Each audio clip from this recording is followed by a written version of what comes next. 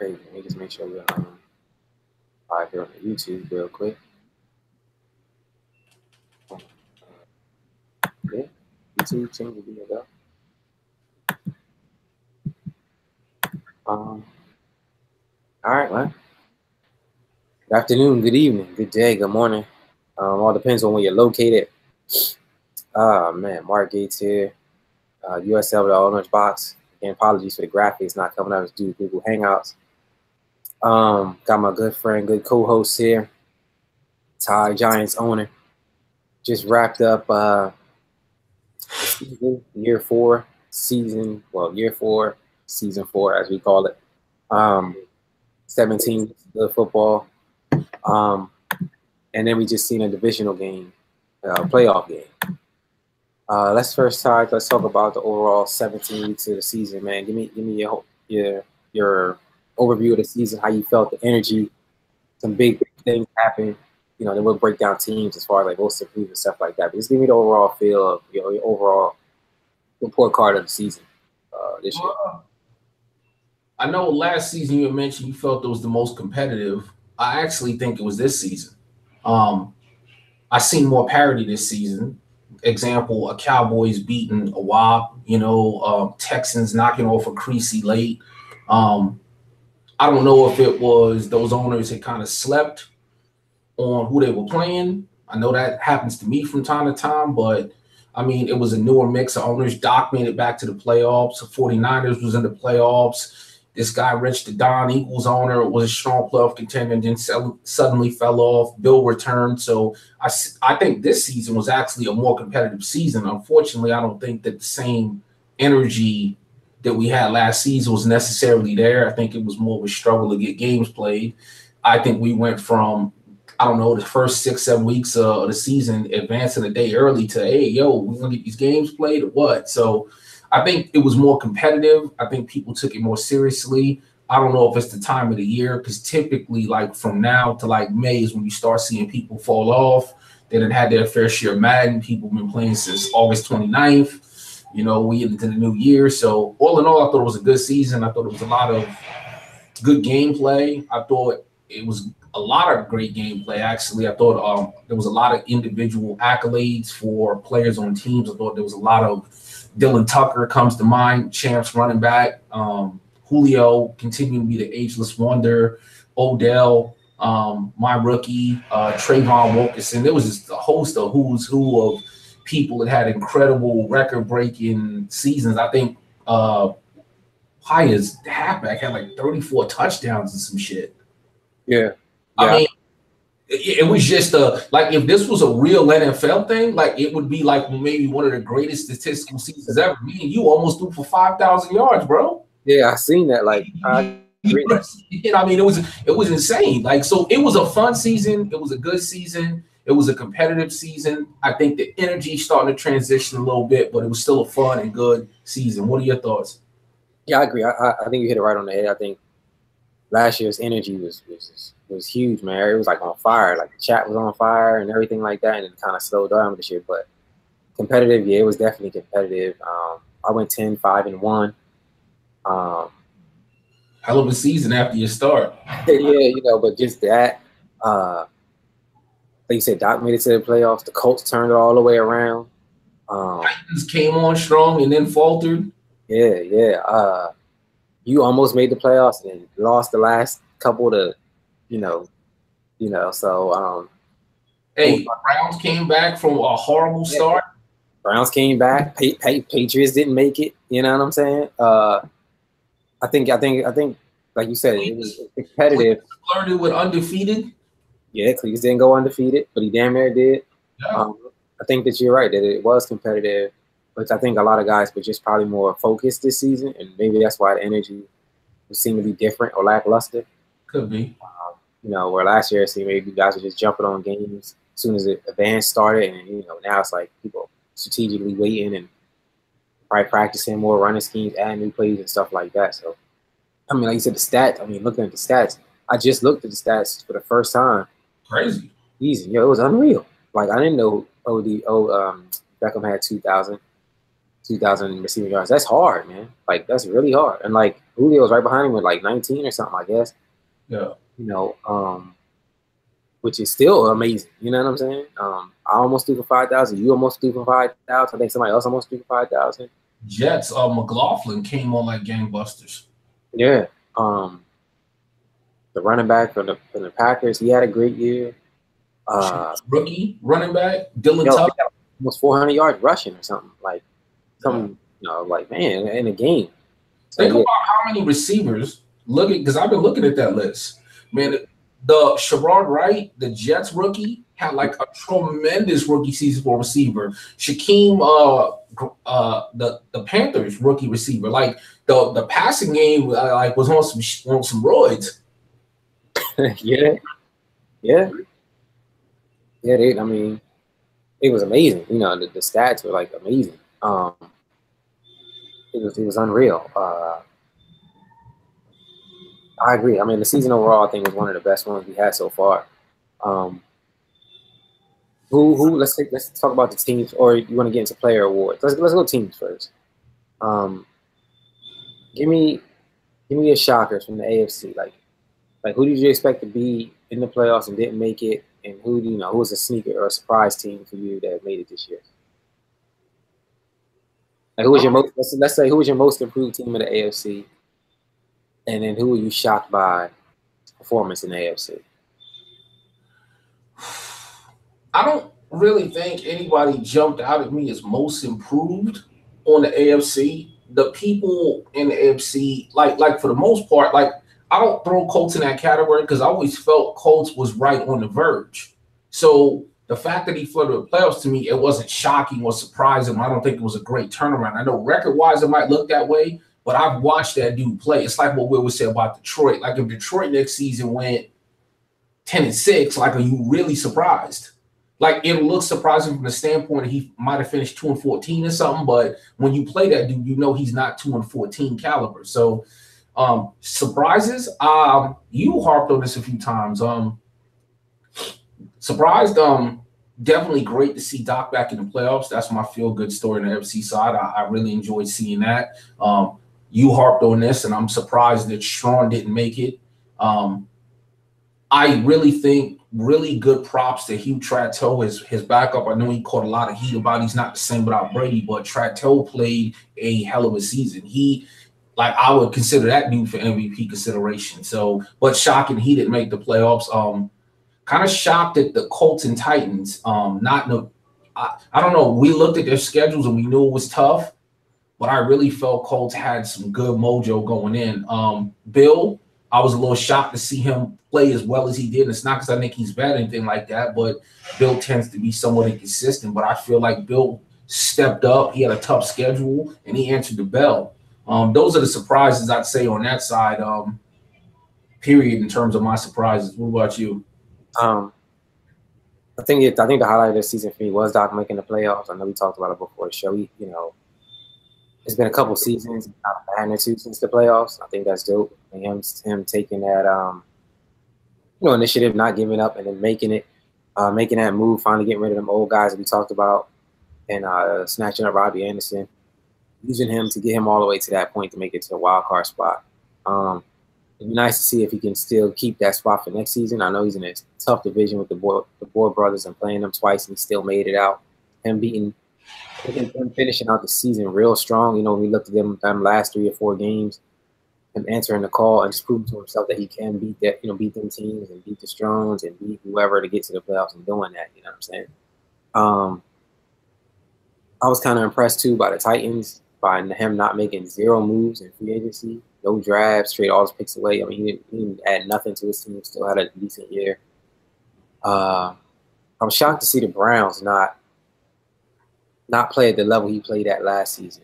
But I had spoke on it prior before about it being his sophomore year, and it's different your second year, especially after having seeing your games and things like that and paying attention to you.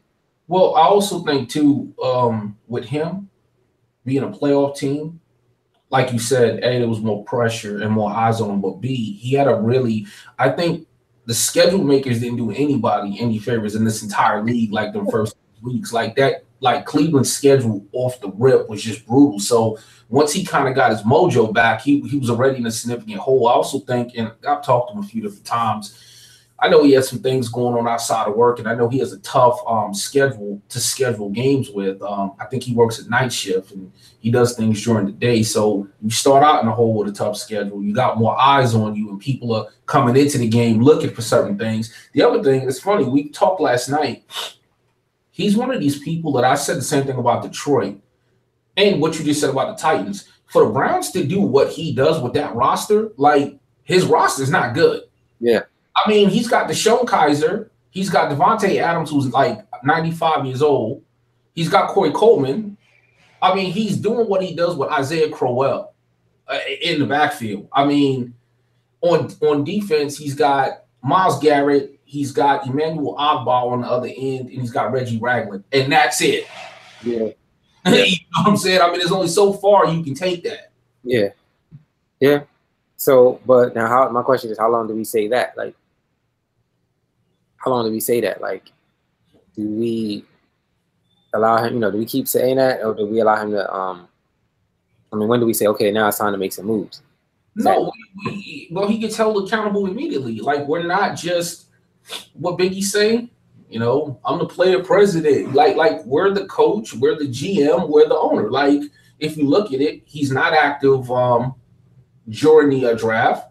He's not active in the trade chat. He doesn't make moves. That's all on him. He's had the team for a few seasons, so he doesn't get a pass. I'm just stating that, like, obviously he's realized the level of competition. He's plateaued. People have caught up to him. So now for him, I feel, to get to the next level, he's got to improve that team. We said it for Doc. Doc improved the team. Doc made the playoffs.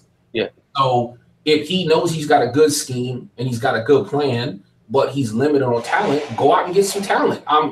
Because that dude doesn't have nobody, I got to think the only person eating significant cap on that team is maybe Myles Garrett. He's still got Joe Hayden. Maybe he's got significant cap, but I got to believe that dude's got money to spend. So it's on him. Yeah. No, I agree. I agree. Other than that, I think the teams who normally play consistent. I really like to see Joe. The Bills, I really like to see him win some more games. I mean, he has a decent roster. I don't know if it's just him not really focused on it or him just still trying to improve or learn. What's up with Dolph? I know he got hammered early on in the season. I think that kind of took him out of it. You know what I'm saying? So, but overall, I think the AFC was competitive. It was good to see some teams turning around. I mean, I think two people I always talk about, two of my guys here are awkward. I mean, Franco. Franco came on like gangbusters. Franco lost a lot of games he was up big in, and that killed him.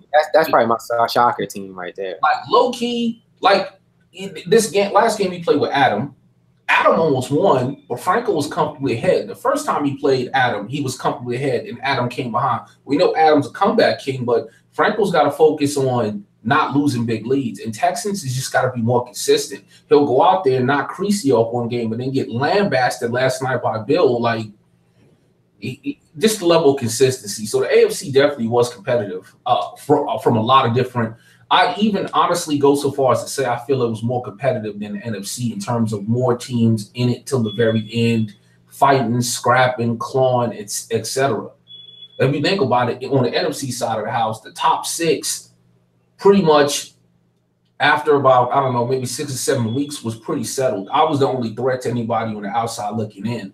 But outside of me, it was the top six on our side pretty much beat each other up a state pat. But on the AFC side, there was probably a good 11 or 12 teams in it, like all the way until the end. Yeah, because at least 8 of them or 9. Because no, I agree. Because if you look at it now, I'm on that league now. Patriots didn't make it because they went 10-6. Colts had the tie at 9-6-10, 9-6-1. Titans 9-7, Browns 9-7. So, and those are the 4 teams on the bubble. So, when they win a game, Doc loses that game against the Patriots, and Cleveland doesn't lose a game or two early, he might have made it. You know what I'm saying? So that could have went either way, coin flip for either one of those teams. So I agree. Where NFC, I think where we lost our momentum was when the Eagles kind of disappeared. Yeah. But him disappearing shook up the whole NFC because he allowed so many sim wins.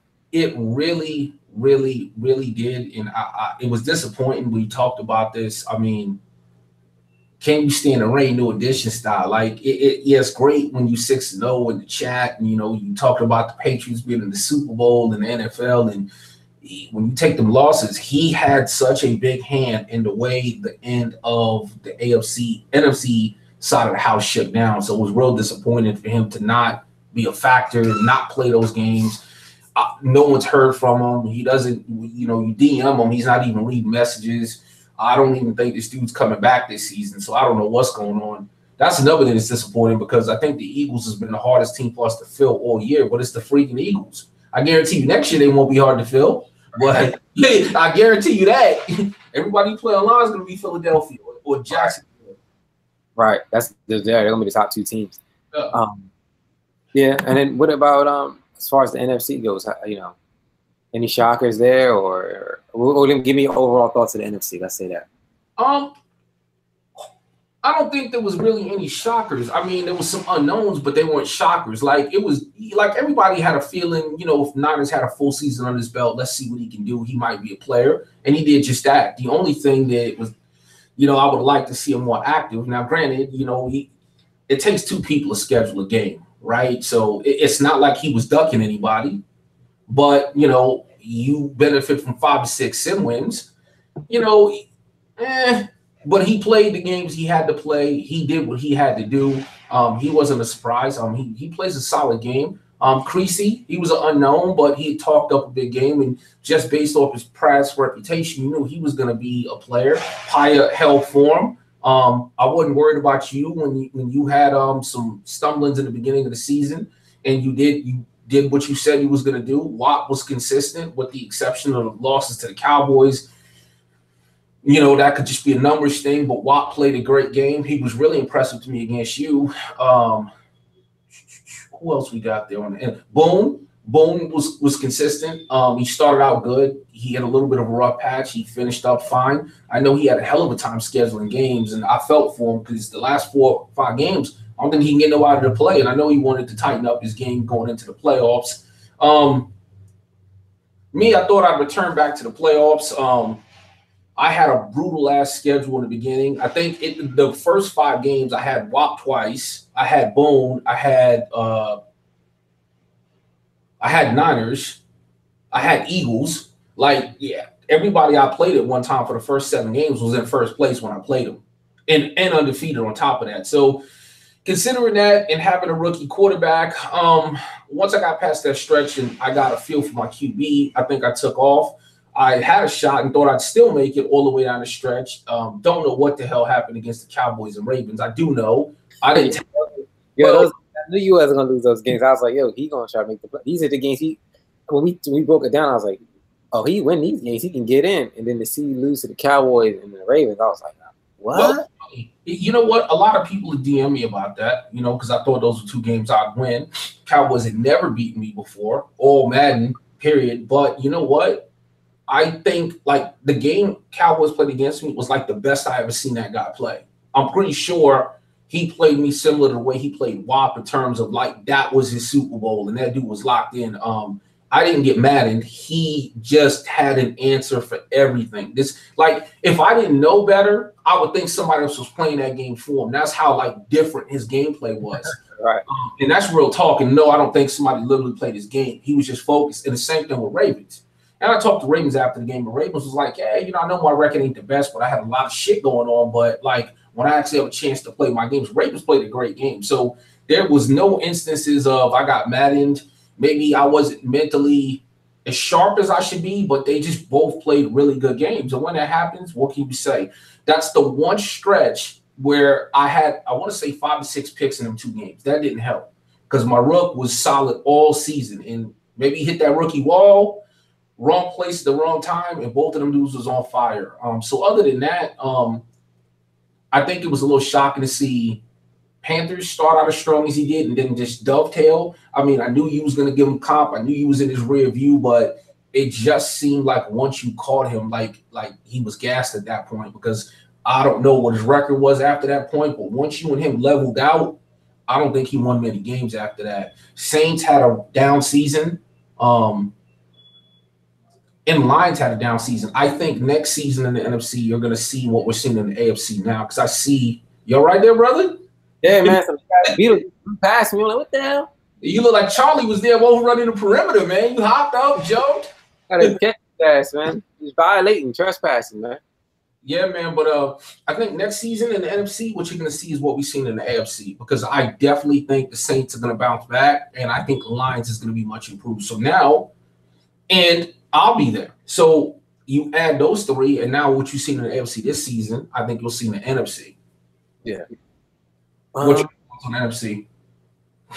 I think you get a lot of it. The Packers, Skins, Seahawks all play consistent as expected. 49ers, even though he had the 6-10 wins,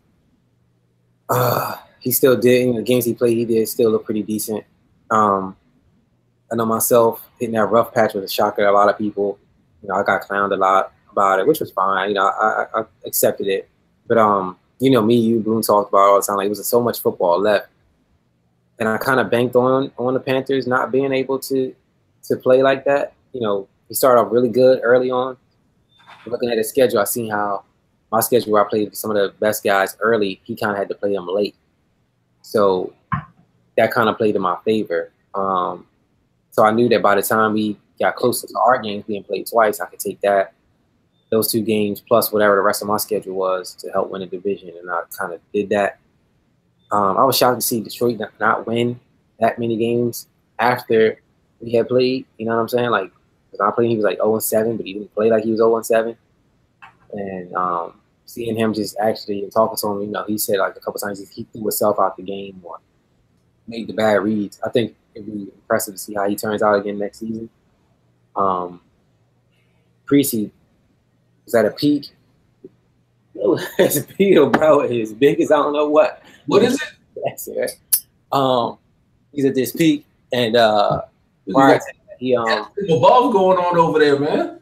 Yo, this joint is huge, bro. Like, he's like, you know, it's big when they like buzzing around, humming. You know what I'm saying? Hey, who you played in the first round of the play? Oh, you played 49. That's a drone from the Niners, man. Yeah. He's bothering me with that humming, bro.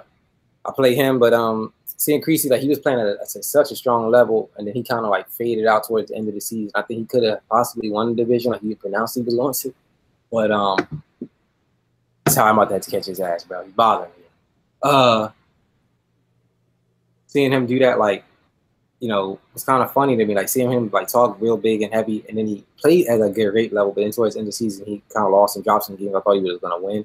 I wonder how that plays into the playoffs. I think he has Boone round 1. That's gonna be such an interesting matchup. Goodness, big game. Game that's gonna be just like your game. There's some great games lined up. Yeah. So we'll see. I think both sides of the ball, but NFC pretty much did their thing. I really thought you were gonna make the playoffs, bro, or at least be in a position where let Madden determine you would win. You know, let you in or not based on your record and how the points thing fall out. Because I just knew you were going to win a couple of games and finish out 10-6. You know, but you end up dropping 8-8, which was even a better improvement from last year. So I think with your new quarterback and you got everything, you finally using OBJ like we talked about. I see he's everywhere now, getting catches and things like that. So knowing that and seeing that, I think you'll be able to do some things. I think you'll probably sneak in their playoffs next year easily. I ain't gonna sneak. But it's funny though. We was talking before the show about Doc making it back to the playoffs, and it's funny. This is the longest streak I've had without making the playoffs, and it's 2 seasons, last season and this season. Which for me, first of all, I don't remember the last time I had a losing record, which I did this season. This season didn't have a losing record, made some improvements, but 2 seasons, no playoffs. So I had some people ask me, hey, you know, how do you think the season finished? I said, it all depends. Like, if you're not used to making playoffs or you accept moral victories, then you can look at it that way. But for me, like, if you don't make the playoffs, it's a failed effort. Now, there's some positives to build on for sure. Like what this taught me though was next Madden, I really have to evaluate how fast I want to shit Cam Manning's cap, and I really have to look to get a viable backup in there, because what really threw me off was every other season I've been able to get rid of Manning relatively quick and not have an issue, and Davis Webb just got brutalized. The funny thing is, I just re-signed Webb, and he wanted a decent contract, but in practice and stuff, and even I had Holloway knocked out of 2 games in the middle of the games, and he came in and he played damn good, and I was pretty impressed with him. And I'm like, well, if I lose Holloway, I need a backup. So, but it took what, I don't know, 2 seasons to get that guy to this point. So I just gotta know going into Madden 19, hey, you either need to hold on demanding until the wheels fall off, or you better get that stud quick. Oh yeah, cut him early and deal with the questions later. No, I think that's a good evaluation. You know, it's funny, we talked about a couple of shows ago about me being in a wild card versus me getting a bye. And I really wanted the wild, be the bye, and I actually dropped the ball on that, man, with the Redskins game. Being up that game and then losing that game, and then tying with the Raiders, that damn sure didn't help. But I think there were 2 good games, man, going to the playoffs. I think Luck played it very great against the Raiders. Jeremy Hill played really good. Only issue I have with Jeremy Hill is his number. Wild Boy, if you're watching, you have to change his number, man. That's disrespectful for him to run around with number 32 as a Raider. You know better as a Raiders fan. You know better that he should not have that number. I mean, he's doing great things, but come on, man. You know that shouldn't be his number. I wanted to shut him down to say that to him, but he was just kept chewing away. Just kept chewing away. 3 yards here, 4 yards here, 5 yards here. 20-plus rushes. I slowed his pass all the way down, but he shut my run all the way down. So we kind of had like a even matchup. I thought that was a really good game for me. It'd be interesting to see how he plays in the playoffs. I mean, he just beat Doc. To tell you the truth, I thought Luck played. Killing it. Go ahead, man. I thought Luck played well against Wop and the Redskins. I just think that Wop forces anybody to play a certain way. Like, you can't. It's really hard to hit Wop with big chunk plays, and I know you thrive off big chunk plays. Wop's user defense and adjustments is so good that he's always going to have that type of stuff covered up. So what you got to do against Wop, and I've played him maybe more than anybody in this damn league, right. You have to just really be patient. You have to take what he gives you, which are the checkdowns, and you got to go on these long 10, 12-play drives. And conversely, where it's dangerous is he's not going to give up a chunk play. You take what he gives you. It takes you damn near a quarter to get down and score. If you can get 7 as opposed to the 3, then he turns right back around and hits you with a 70-yard pass. And he scores that quick, and that's where it's hard with him. But I actually thought Luck played well in that game. You played smart. You played patient. It's just if he gets a few big plays off you and you in that hole, he's not a person you're going to come back on and put a lot of points up on in a quick time frame. Yeah. My bad, bro. Yo, this Beetle, bro, is just like he's on this BS, man. I'm waiting for him to land so I can get him, but he just keeps hovering around. You must got a light right above you to this flickering light. It's a light. I don't even know how he got in. You know what I'm saying? It's a light.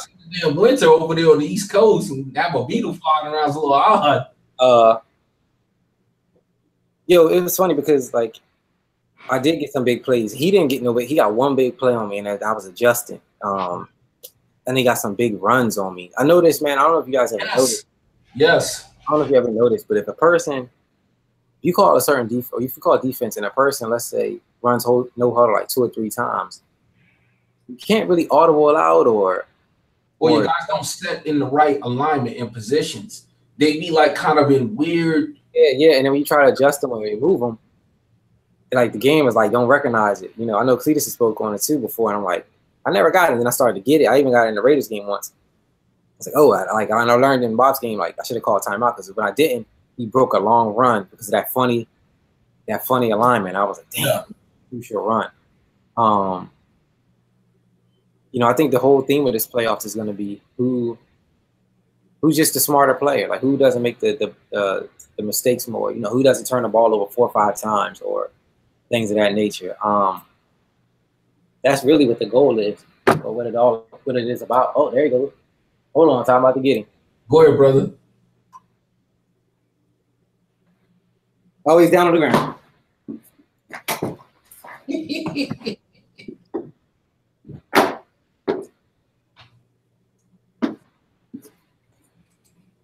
I'm back. I'm back. He's been charged with first-degree trespassing, punishable by death. You know what I'm saying?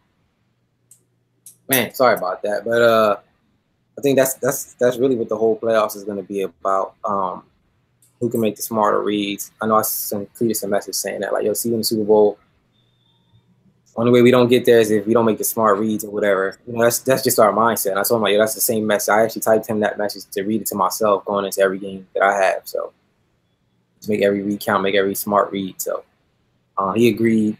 What do you think about that Raiders and Broncos game? I was surprised. Aaron's first drive was a typical Aaron drive. It was very smart, a lot of out routes, calculated. I was really looking to see how Doc responded. And I think 2 plays in the Doc's opening drive, he threw that pick that Obi Melifonwu took back for the pick 6, and it was 14-0. And my first thought was this third drive is going to be very crucial. Like, if Doc gives up points or Doc can't put something up right away, you know, it could be a little mentally challenging. I don't think Doc looked like himself or did or played the way he did all season. But I'm not saying he succumbed to the pressure, but the pressure of the playoffs can do that to you. He hadn't been there in a while. You go from being at 1 game out of 7 that maybe 3 people are watching to prime time, no other games on, 12 people, you know, in the chat looking, commenting, and you don't start out the right way, and there could be a little degree of panic there. So I'm not saying that's what it was, but something definitely was different about Doc, because I watched a lot of Doc's games this season. Doc has been pretty good all season. So to see him not be as competitive as I would expect against a divisional opponent he knows well, something was definitely off there. Yeah, I thought that as well. Like, I really felt strong. Like, Doc could win this game. You know what I'm saying? Like, I think, yeah, like, the way he's been playing has been great. I really thought Robbie Anderson would have a big day. So I just felt like Doc would just take a lot of big, deep shots. You know what I'm saying? I just played Raiders, and I took a bunch of deep shots. You know what I mean? And those shots were kind of open. I mean, I did make some great catches. I felt like, damn, Doc can do the same thing. You know what I do like about the Raiders, man, even just playing them, he plays football. And I think a lot of that is due to him being a coach. But every time he got the ball, even when we played, it was 13-play drives. It was just simple, efficient driving down the field. You know, it wasn't nothing too crazy. It's run here, pass here, run here. You know, it was just like standard football. And then, like you said, Doc went that first week. You know, when Aaron scored 7, and then Doc came in through the pick 6, and I sent a message like, "Yo, just take your time," like, because you could just see, like you say, he just didn't seem like himself. I thought, he could have established the run earlier a little bit more. Then when it opened up some big deep play action shots, it's just, for me, I agree with you. I think he had a great season, and I wanted him to play very aggressive like he had been playing all season. And the fact that he knew him, I figured that kind of played in his favor. And I think the Raiders was just at that point was just too much once they started rolling, especially when it was like 21-0. It was like pretty much hard. Yeah, coming back from that. Not used to coming back from that regularly. You know what I'm saying? That, and you have to have a certain type of offense to come back. Like, perfect example. If you look at people, like, you've come back a lot. Adam comes back a lot. You know what? I've come back in certain situations. You got to have certain type of play calling.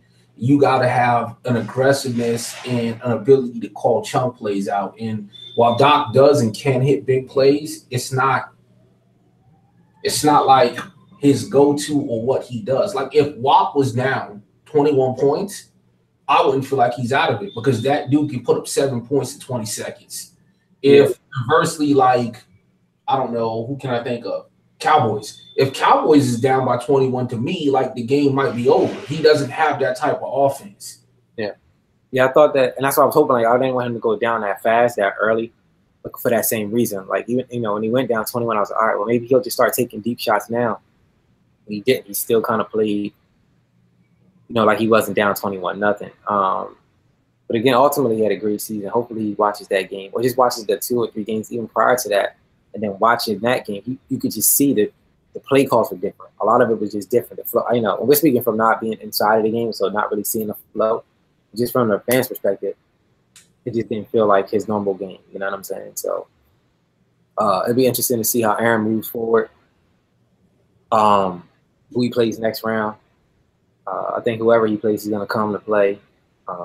It'd be impressive to see how that pans out. I want to see how Organized Chaos plays this week. And who does he play? The Chiefs, right? Yeah. And I didn't know Patrick Mahomes was out. Franco and the Chargers knocked him out that last game. And the Chiefs backup, to my recollection, if it's who I think it is, that he's not very good. This is a horrible, horrible injury for Chiefs. And I think it's going to get real interesting. I think that he just establishes the run more, plays conservative more. I think he doesn't take deep shots. I think he plays in a level. I think he plays to the ratings of his backup. For example, if his guy only has like a 78 mid or 80 mid, I wouldn't throw anything past that. You know what I'm saying? No, I agree with that. But going back to what we said about gameplay, that works if you're in the game. If you're playing somebody to put up points and you need to put up points and you can't play that way and you got to press, that's the types of games where you wind up throwing 2 and 3 picks that really swing the game. So the good thing about it is. So do you? Let me ask you this: do you think that Chiefs lose the game with the backup? Do I think he loses the game against Steelers? Okay.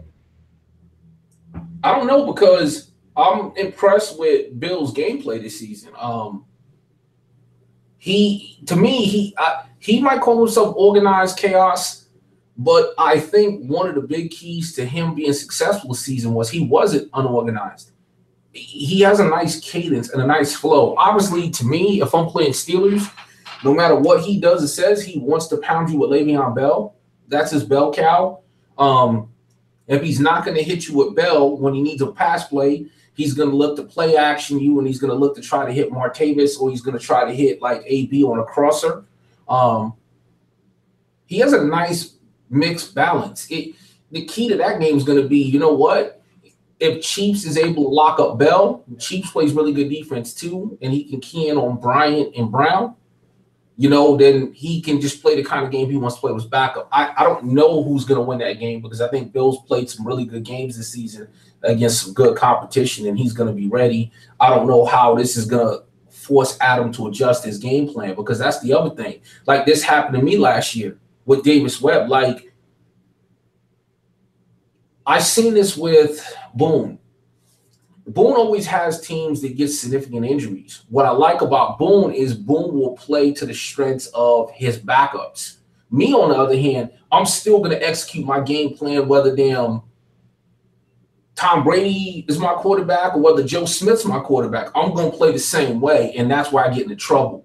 So to me, it's going to really depend on, can Adam adjust his game plan to his backup strengths? But typically what I've seen in the past is Adam's like me, and Adam's going to play the way Adam plays, regardless of who's calling the signals, and that's what's going to get interesting. Yeah, and that's what I think, and that's why I think I kind of still, you can't really count him out. I think that even with the backup quarterback and everything, that his user ability allows him to still win the game. Now the flip side of that, if I'm the Steelers and I'm blitzing, like I'm putting so much pressure on, the backup. Like I'm making sure they know he can never run. I'm trying to shut the run down and telling Adam, like, yo, if you want to beat me, you got to beat me with this backup. And I think that would be my game plan going into that game. I think it's going to be definitely interesting to see how it is. It's good to see Bill answer the question. When I tease him about, not tease him, but I told him like, yo, can you make the playoff? Now you've got users in your division. He didn't last season, but then he answered it. He did this season, so I guess he answered that question. I think he had a great year. I think again, can Bell get him going and dominate early? Or does Adam just figure out a clever way to win? We always talk about consistency and certain people playing at that level. Even if you play a perfect game, just some guys just still figure out a way to win. And Adam's one of them guys. So it just has to be just smart on every possession. What do you think about the NFC matchups? Myself and 49ers and Boone and Creasy. 2 great games. I think I would favor you against Niners. Niners is a solid competitor and owner and a threat, period. And I give him his props. Um, but he doesn't have the type of offense that WAP has. I know we like to compare those two, and oh, he throws a lot of deep shots. I didn't get to watch a lot of his games because of the Sims, but I know when I personally played him, and I also know when I watched him like against Seattle and other people, he wasn't a big shot person. Maybe against somebody else in some games I've seen, but what's going to keep him around his user is damn good. His user is, to me, on the same caliber as his brother. He can bait really well, but you don't fall for the okie doke. So because I don't think that like he's as high powered offensively as WAP, and you play smart, I think you're going to be able to put points up. You're going to be patient. You're going to take what's given, and I don't think he can put up enough points to beat you. So that's my breakdown of that game. The Boone Creasy game is going to be another great game. I'm going to go with Boone in this one because I think they're pretty equal in skill level. I think Boone has good user. Creasy has good user. The one thing I think that's underrated that people don't realize is how damn good Creasy's run stick is. We always talk about user in terms of defensive. I think Creasy has the best run stick in the USFL. Dalvin Cook had a monster effing season. And while we're talking about OBJ and Dylan Tucker and all these other stats, the one person we didn't talk about is Dalvin Cook. Yeah, he's number two. He's number two. But we nobody's really talked about him. But I watched Creasy's run plays. First of all, he's really good at finagling the camera to get him favorable angles to see running lanes on a larger level. But his actual run stick, I don't see nobody in this league that has better run stick than him in terms of being able to cut, juke, hit holes. Boone plays solid run D.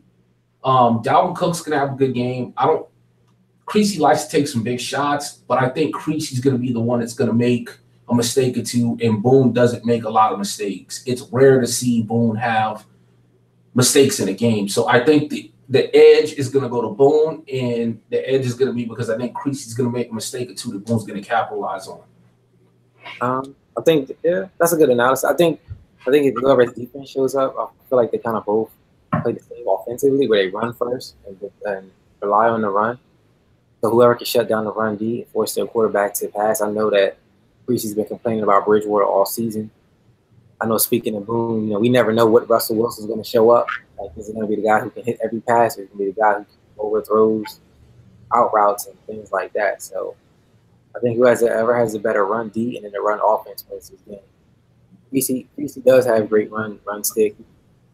He ran very well. Raiders has a really good run stick. Have you played the Raiders? Yeah, well, I used to play. Well, first of all, that's one thing I hate about Madden, but I kind of like it. The preseason is always the same people every preseason. Yeah. So I play them every preseason. I used to play them when we was in the AFC West, and I watch a ton of games. I think Aaron's a good runner, but like for me, run stick and being a good runner are two different things. Like I just cut in juice and stuff. Aaron is just more sound. Aaron makes better selections than most in terms of what holes to hit. Yeah, that's exactly right. That's perfect. That's it. Like Aaron's going to see a hole and he's going to know the exact hole to hit, and he might get 3 or 4 yards. Creasy might pick the wrong hole, but he's going to Barry Sanders some shit and take that for 60. That's funny. I think the division got it. And I haven't played the Bears, but Green Bay does that. Spears does it. Fires of Spears. But he has amazing juke stats. T.J. Logan from Detroit. Yes. And Creasy. I think that division overall has the best running stick in the league, easily. Again, I don't know. I haven't played the Bears this season, but just them 3 teams right there alone, it's tough as hell to tackle, man, on the running game. Yeah. Good God, with Green Bay, I don't even try to tackle him. I wait for the juke or the spin. And then, right? Anticipate where he's gonna go and tackle that. Yeah. Some real Barry Sanders shit. I don't even all right, he's running to the sideline. I don't even tackle the angle of the sideline. I tackle the angle of the juke. You know what I'm saying? Okay, he's gonna juke and he's gonna land here. I tackle at a point. I don't even try to tackle the player. Those are also them dudes right there where you definitely don't have a tackle to aggressive, and you definitely try to gang tackle them dudes because they so slippery. Like one dude might get that stupid bounce animation where you just kind of hit them and they run upright and their feet be kicking and you know they breaking that shit. Yeah. That division as a whole is hard to tackle. Again, I haven't played the Bears this year, but I know them 3 teams: the Lions. No, you didn't play the Bears because you beat that dude 70-3. Oh yeah, that's right. Oh shit out that dude. Right. Yeah, but I let his run. I didn't let his. I mean, he did more aerial. He tried to go more aerial. Listen, when you down the amount of points he was in that game, if you try to win, the run game's gone at that point. The run game was stuffed. You stuffed the run game by scoring by the end of the first quarter. Yeah. So, but yeah, that division as a whole is hard to tackle.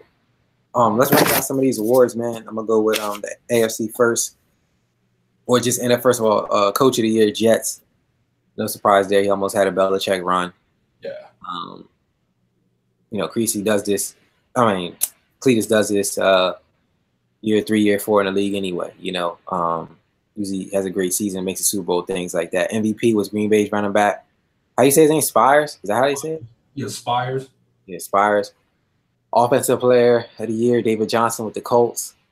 Definitely the MVP of that team. If you've seen his games or played them, he feeds him all the time. He uses him right. Shout out to him. Defensive Player of the Year was Urich from the Jets.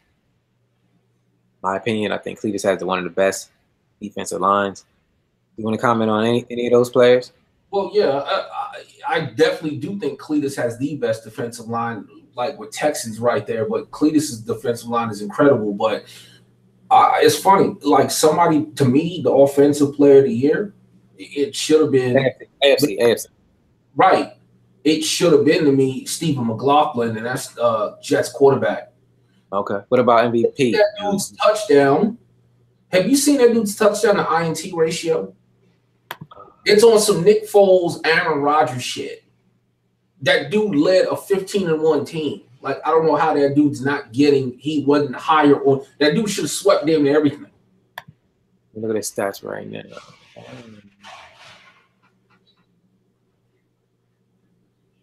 35-14. Oh, well, he must have do a lot of picks late because, like, no exaggeration, going into almost he has 133 rating, though. Huh? He has 133 quarterback rating. I'm saying, like, shit. That's still great. You know what I'm saying? On a 15-1 team. Yeah. Yeah, that's still great. So you think he should be an MVP? I mean, when you have a 15-1 team, you know, it's hard not to. Yeah, it's hard not to look at that. It's hard. Yeah, I agree. About how sustained it's like the 15-1 Bears that year, like not sweeping all the awards. Like how can you not? Like that team was dominant, you know, all year. And you got to look at the people. You know, McLaughlin wasn't a Jim McMahon situation. He didn't babysit. They just rested on laurels of a great defense. Like McLaughlin was pulling the trigger. The quarterback's the most important position in all the sports on a 15-1 team. Like that dude should have got like more consideration than me. Yeah. I don't understand sometimes how the PlayStation determines certain things. Like some things are backwards and just don't make sense to me. And I don't get the rhyme or reason. Same thing with daddy leagues. Yeah. Yeah. I don't know their algorithms and that nature. So what about we got offensive rookie of the year? We have Cox from the Jets. Anybody on AFC you think should have got? You know, I don't really know the AFC rookies. I don't either. Cox from the Jets. Yeah, that sounds about right. If anything, it's funny. Running back, right? That's a running back. Yeah, and that's about right. And it's funny if he didn't win it. I think another Jet should have been considered. I think his wide receiver Sherrod Wright. Yeah, I think he was second. Yeah, so I'm not surprised. Yeah, Sherrod Wright did win best receiver. McLaughlin did win best quarterback. Best running back was David Johnson. Best defensive rookie was the guy G. McFrancis from the Bengals. Wow. Right. We have best offensive lineman Dixon from the Jets. We have best defensive lineman and best linebacker both from the Colts, Golden and Goldman, which is surprising. Yeah, I remember me and Cleese talking about it one day, and I'm like, first of all, I never heard of this dude Marcus Golden before the season. So, and I didn't get to watch a lot of Colts gameplay, but I was interested to see Was he using that guy, or what kind of blitz he was running to get that guy through? Because who the hell is that guy? I don't know. That guy had a monster year. I know, right? Definitely not taking that away. Like, yo, because he hit me like he only got like 68 strength. How's he getting all these sacks? Exactly. Like, yo, I'm like, is he a defensive end or something? He's like, but even still, 68 strength, you shouldn't be getting no sacks. I was like, yo, my guys everybody on my defense has discipline down there, and they still jumping off sides. I don't understand it. You know what I'm saying? It's just some things you just can't understand or control. I see that everybody see it all the time. People doing the fake heights and guys with discipline jumping. Yep. He has discipline. I scream at the joint all the time. He has discipline. He's not supposed to jump. You know what I'm saying? That and just like the other thing, and it's funny because now I hear a lot of people complaining about it. And when I used to say this, like I didn't get a lot of traction, only one supporting me was Boom. I'm telling you right now, in one of these, like 2 patches ago, they did something to tweak pass interference because I don't see no game, and it happens to me all the time. No pass interferences. You get down to the 2 minutes of the half or 2 minutes of the quarter, and them shits come like wildfire, and they change the game. Oh, you see how I got the overtime, right? Huh? Yeah, I got the overtime. You know, he went up 3 seconds left in that game. When I threw a bomb. I'm telling you, man, there's something they tweaked the sensitivity on that shit, or they put more weight on that shit. We've never had any season in any man I can think of with this. We used to cry about not having pass interference, and now that shit is rampant. But it's only rampant and crucial, like exactly. So I don't know if it's something tweaked on the pass interference side, or I don't know if it has to do with. And I'm going to do this as an experiment. I'm going to take my corners, and I'm going to make sure they're clutch. And I'm going to save up XP to get them clutch because I don't know if it has to do with who's clutch in that moment or the pass interference. Because if the corner is clutch, I'm wondering if that's still going to be a problem. Well, right. So mine's have clutch, and I'll make sure they have discipline just for that reason. Oh, well, never mind then. Thanks for helping me say them points because if just for that reason. You know. Just for that reason. Best defensive back on the AFC was Marcus Peters, and then the Jets had the best kicker. I mean, 15-1, he dominated. I mean, really, the Colts and the Jets pretty much dominated every category for the AFC. The only sad thing is the Colts didn't make the playoffs. I mean, to have that many guys have, tremendous years, best defensive lineman, best linebacker, best running back, and you don't make playoffs, it's tough, man. It's tough. I'll be surprised if some of them guys won't even resign with them next year, if possible. And that's where it sucks, right? You have that type of season. You get those accolades. You don't make it. And now because them guys had good seasons, now you can't retain them. So you got nothing out of the shit. Yeah, because they'll turn down your contract because they're not winning. So, yeah. That's interesting. But shout out to the AFC. There's a bunch of guys who were like right there neck and neck. They just didn't get the nod to get the win for the award. NFC, we have Offensive Player of the Year, Byers from Green Bay. Defensive Player of the Year, Buchanan for the Redskins. Any comments on them too? No, it's deserved. Yeah. Offensive Rookie, Cards running back. And he had a Defensive Rookie of the Year. Yeah, the Osage Lynch.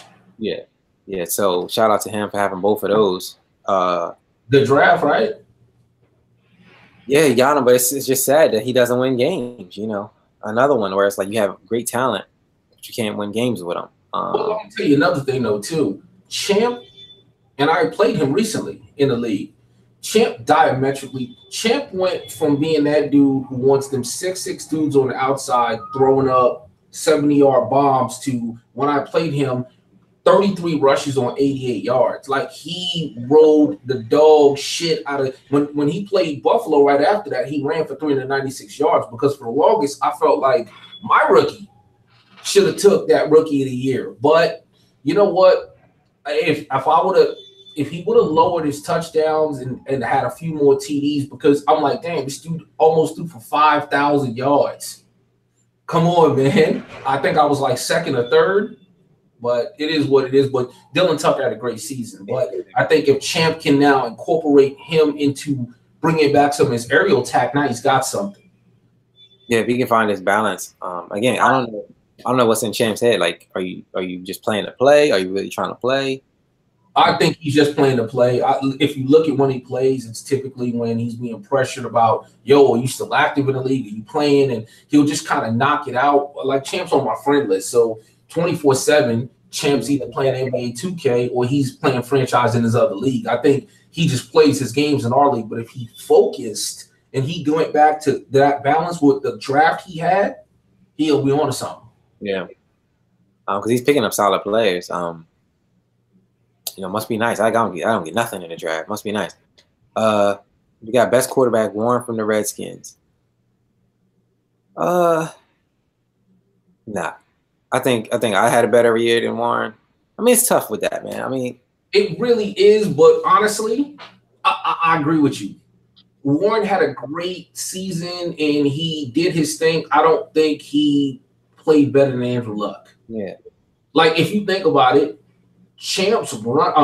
WAP's running backs have good years too. Like you're like me in terms of this season.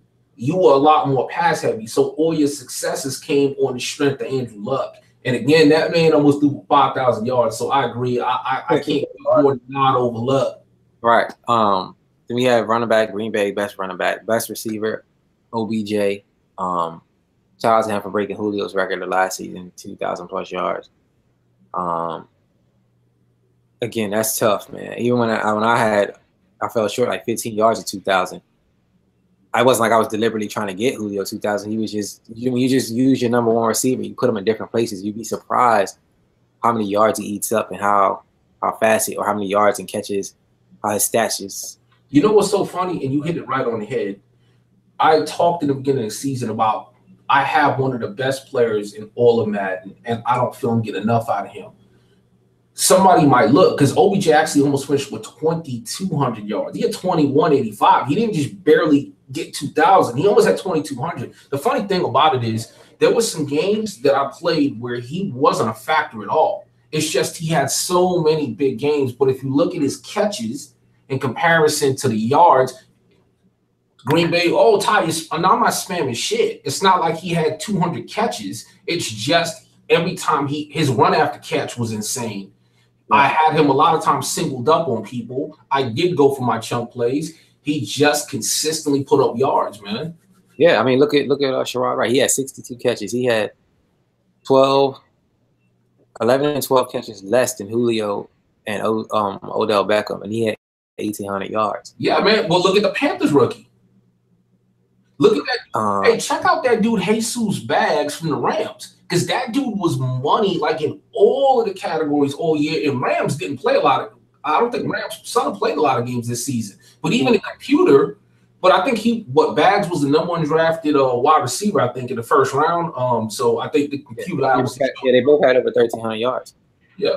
Yeah, so, again, it's just when you understand who your number one receiver is and you start putting them in different packages and places, you'd be surprised how wide open they always get. How they could take a simple catch and then make it into a huge catch. Yeah, on the show. And you right about that. That's why I brought that up, because a lot of times it wasn't me just letting Odell run down the field for a 40-yard fly route and bombing them. It was I was taking simple slants and drags all the way. Yeah. Yeah. So that's definitely a good tip for people to know. Put your number one or whoever you feel is your best receiver. Just don't leave him in that number. I mean, leave him number one in the depth chart.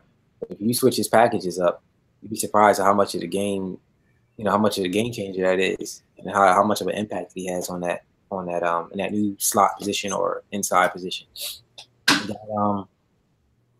Trent Williams from the Redskins, best offensive lineman, best defensive lineman went to Aaron. I think his name was Aaron Lynch of the 49ers. Yeah. Best linebacker Buchanan. Best DB, Josh Norman. Shout out to Josh Norman. He's 30+ years old. I thought my strong safety was number 2, played better than him.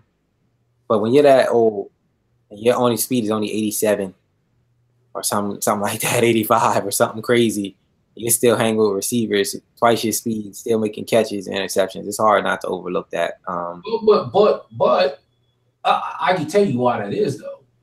If like Norman, it's the same thing I do with Janoris Jenkins or when I had DRC. Their speed is diminished to the point where you don't put them as a 1 or 2. You play them at 3 or 4, which means if you play in cover 3 or cover 4, even in certain cover 2s, they're in that kind of off to the side coverage. So think about a dude like Josh Norman. that dude's zone and awareness is probably insane. He's not having to keep up with a 1 or 2. Wop's holding down the middle. So what's our thought? I'm not throwing to the middle. I'm throwing to the side. But this wily ass veteran with 90-something zone and 90-something awareness is sitting right there. Yeah. Yeah, it's just a great way to use. I mean, it's a great way to use it. It is, and that's why I kind of do that same thing. Keep that damn salty veteran like a Janoris Jenkins, 90 speed, 97 awareness, 90. You know what? I can't put you on an island no more, but I'm going to put you here in the middle of this field. And if somebody comes across, that awareness is going to kick in. Yeah, especially when you can't put Josh Norman at free safety, because that's what I would do. You know, do. That's what I would do. Like, you just do. You know, that's the zone. Do your thing. Just stay in zone. Do your thing. You know. But yeah, when you put them in, like, in them 3 nickel back and nickel back slide, they only have to cover from sideline to the middle of the field. Right. They dominate. They dominate very well there. So definitely we have to get more use out of your veterans. If you can keep them and don't want to get cut, put them at the 3rd or 4th slot. CB, they do damn good well, especially when they got to cover the flats or something. You know what I'm saying? Man, every Madden, you'll be 4 or 5 seasons in, and Richard Sherman's still making plays. Joe Hayden made a play on me last night, and dude's like 50. When they ain't got to travel and they can play a zone and they're savvy and that, to me, I don't have a problem with that. Like, Hayden picked me on some incredible shit. Yeah. But when it happened, I didn't even trip. It was more of a like, man, that got to be Joe Hayden. Sure enough, it was Joe Hayden. Yeah. It's one of the things that was like, man, I should have known better. But you think, oh, he's a little old. I can get this. Nah. Yeah. Yeah, man doesn't penalize them on that. You know, they'll penalize their speed or whatever, but they don't penalize their like skill. So yeah. And then best kicker was the Falcons, which I don't agree with because he missed the game winning again against the Raiders. You know what I'm saying? Well, but if you think about how they select that, it kind of does make sense. If you ever look, even in the NFL, who wins that award it's teams with really high-powered offenses. Think about how many extra points that man's having to kick. Think about how many field goals with a high-powered offense. You ain't scoring a touchdown every time. So if you think about it, that man's getting so much more opportunity than somebody that's struggling to score. I mean, the game you won, just look at one game. The game you beat the Bears 70-3. You probably easily kick 6 or 7 extra points. That's 7 points, bro. Yeah. Just from that. God forbid if he kicked a field goal or 2. That man, if this was fantasy, that's 20, 30 points from your kicker. Yeah. Yeah. I was just pissed because he missed that game winner one against the Raiders and we ended up in the tie. That's all that was. Yeah. But now overall, man, it was a great season. We had a lot of good guests this season.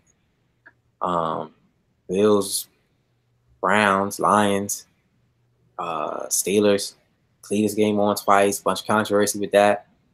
I think overall, man, this was a really good year 4. Last year was great, so this year also being great. I think it's funny because, like you said, normally we lose guys this time of year, and now it seems like we're still still playing. Hopefully, that's what I'm hoping. I'm hoping we can at least get one more year season. Yeah, let's get one more year. That's what I was thinking. Yeah, well, it's funny because going into it, I'm like, okay, it's going to be Valentine's Day. We're in the middle of February. I'm like, if we play one more season, that'll put us in about the 2nd, 3rd week of March at the latest. And I'm like, after that, you're probably going to see some, hey, fellas, next Madden. But I really hope we get one more season with great participation to at least get one more out of this. Yeah, me too. I think so too. Because that'll put us right before the spring, and in the spring and the weather changes, and guys are like, now people are more in the NBA 2K. They start dropping some new games. Dudes are 6 seasons in. Dudes are tired. Yeah. I just like going out. It's sunny out. I'm out. You know what I'm saying? Yeah, I'm out. So that would be really good to see. When you go out though, watch out for them Beatles though, brother. Yeah, man. Listen, man. Listen, man, they out here. It's real. You should see how huge this thing is, man. He done. It'd be interesting to see how this offseason plays. Have you seen any players that really stood out? I think it's a lot of tight ends this draft. This draft looks like trash, and I was talking to my boy here in Texas. I guess it depends on what position. Well, I didn't think last draft was good. Like, look. But here's the one thing about them drafts that look like trash. Those are usually the drafts like I had last season when you get in a Wyatt Holloway in the 5th damn round. It's a superstar. Like, those are the ones where you see more diamonds in the rough, but tight ends seem to be about the only thing that look They look good. The quarterbacks don't look real promising.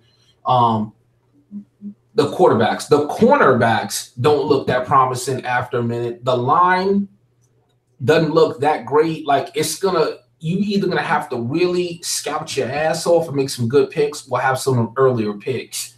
I don't know. The one flip side to that too, when them drafts stuck like that and people are overlooking people, that free agency after them drafts is normally pretty damn good. So you think free agency will be better than the draft?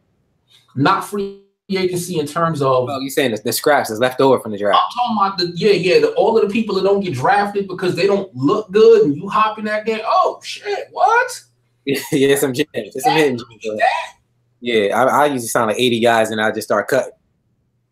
Well, and you know what? We do the same thing. I ain't gonna haggle because when I'm making a decision, other dudes is in there plucking shit up. I'm just grabbing as much cap money as I got. If I need something in that position, I'm grabbing them, and then we'll narrow and cut down. That's what I do. I'm just grabbing it. If I see 2 or 3 ratings I like, I'm taking it. I'll figure it out later. Right? I know people are just, I know people are with their hands in the cookie jar. Everybody trying to grab cookies. So, I do want to answer the Raiders. Yes, I'm talking about Marcus Allen's number. He replied talking about Jeremy Hill's too big to be wearing 21. I don't care. You make him 33. He don't got Bo's number. Put Bo's number on him. You didn't do that, right? You don't give him those 2 numbers. Those 3 numbers. There's 3 numbers. The Raiders. Aaron, you cannot give a Raider. 81, TB, 34, 32. I don't care what you do with everybody else. Them 3, you can't give nobody. You can't give nobody Tim Brown's number. No receiver can have Tim Brown's number.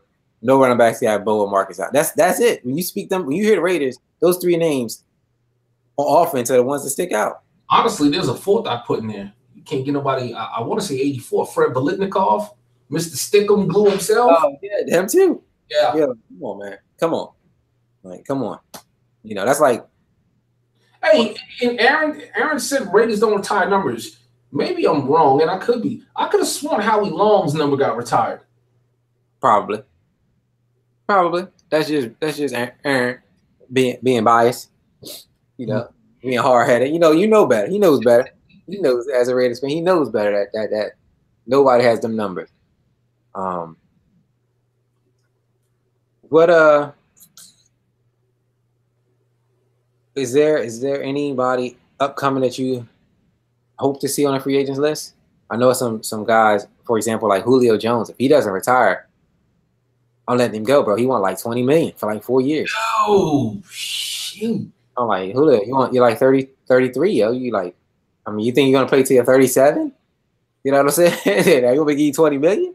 You know what? That's what sucks, man. That's why I had to let Pierre Paul and DRC go last season. I felt I could have still got another season or 2 out of them, but they wasn't hearing that 1 season shit. They wanted like 5 years, like 50 million. I'm like, oh man. I'm done. Like, we had a great run, bro. We had an amazing run. You still got 99 everything. I'm not paying that. I can't pay that. You know what the worst is? And this shit happened to me last Madden. I cut Janoris Jenkins because of that shit. Jags was the Bears in the NFC. We met in the NFC Conference Championship, and Janoris Jenkins had about 2 or 3 picks on me, and that shit made me sick, man. Look at Devontae Campbell, or DeAndre Campbell. I didn't sign him, and I played the Vikings, and he takes a pick 6 back to the house. Man, that's a sick feeling, man. Like, that's my dude right there. Again, that's because I couldn't franchise tag him and Deion Jones the same year. Like him and Deion Jones wanted some crazy number, and I couldn't sign them both. Both kind of held out. Like I think this year free agency might be pretty good. You said this tip a while ago, and it's something I agree with. A lot of people automatically dismiss arbitrarily when they see some of them older stars in free agency. This, that, and the third. If you look at like even Eagles before he dropped off, a lot of what he did was because he had Big Ben. Like, there's some diamonds in the rough there depending on what you need, but you got to be smart. It should fill a need, but there definitely is mileage in some of these older vets. Des Bryant on the Ravens, I played him. You had talked about this before the season started that Des Bryant was in free agency and Ravens picked him up. And when I was scouting Ravens and looking at his stats, Bryant had a good year.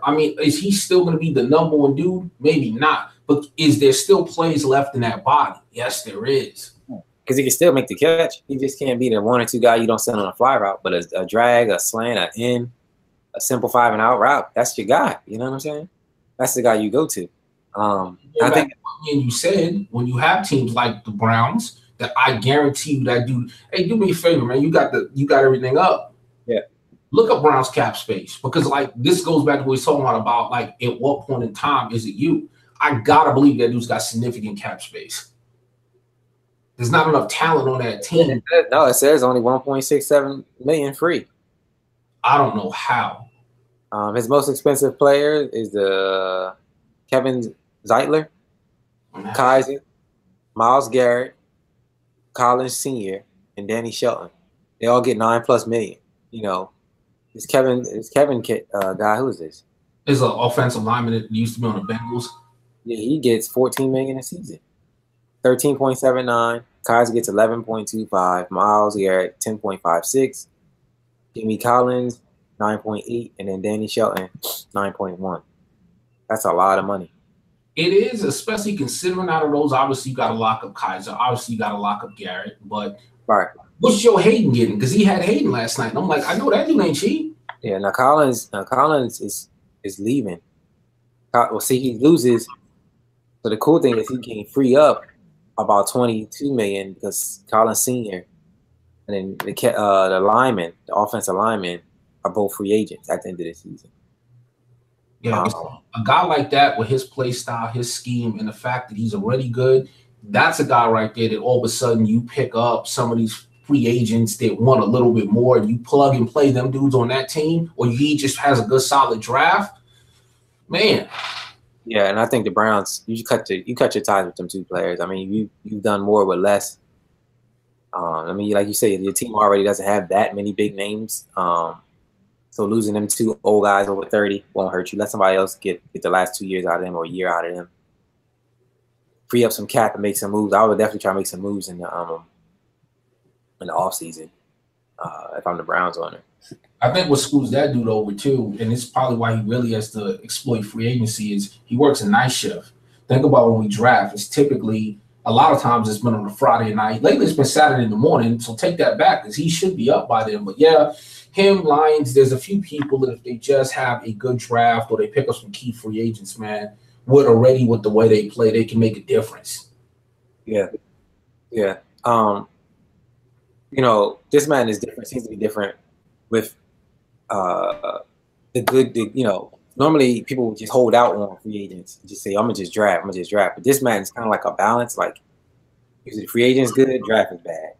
Or both are bad. You know what I'm saying? It's like you kind of gotta like manage it right, because you take a risk, you gotta roll dice. Like, do I sign now? Or do I roll my dice on the draft? You hit it right on the head. And then it's funny. When you have money, there ain't nobody there. When you don't have money, that's when Dayon Buchanan and Kendricks is in there and Watt comes in, boom! Yeah.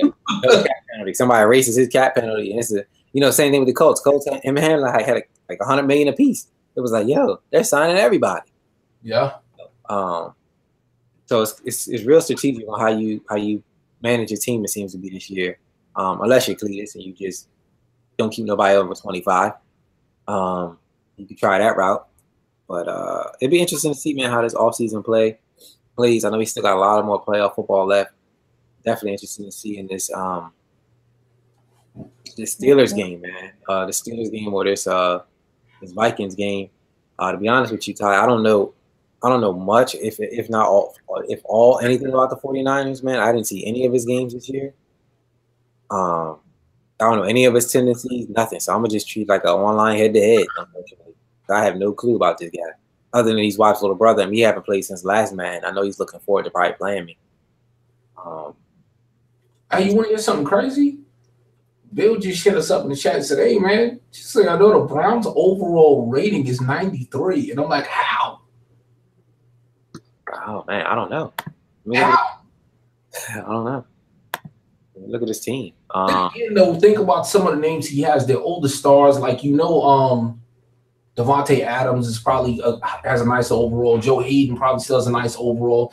Myles Garrett probably has a nice overall. There's Isaiah Correll at 98. David Johnson Jr. at 85. Yep, Devontae Adams at 97, Coleman at 93. His tight end is 96. Yeah, his offensive line are all averaging 80. He has Myles Garrett at 99. Yeah, he got some guys, man. I mean, overall wise, Kirksey is 90. Collins is 90. His other linebacker is 82. Oh, Damn. yeah, Joe Hayden's still here. Yeah, he still got Joe Hayden. Joe Hayden, 89 speed, 78 man, 78 zone, but his play record is kind of high at 85. He is a free agent at the end of this year. 11 years in the league. So um, will be surprising. I guess the Browns are better than we thought, huh? I guess. I mean, I watched a lot of his games, played them. It's funny. You just don't see the only person I would see really making plays for him is Deshaun and Miles. Yeah. I don't know. But Bill would know too, being in that division. He bangs heads with him twice a season. Yeah, but me and you, we always talk about overalls don't mean nothing. You know what I'm saying? Like, there's a lot of guys who are high overall rated, but their ratings, their intangibles are, to me, I'll take a guy with better intangible skills, like, tackling and things like that, than a higher overall. That doesn't mean nothing. It just looks good on paper. What do you think?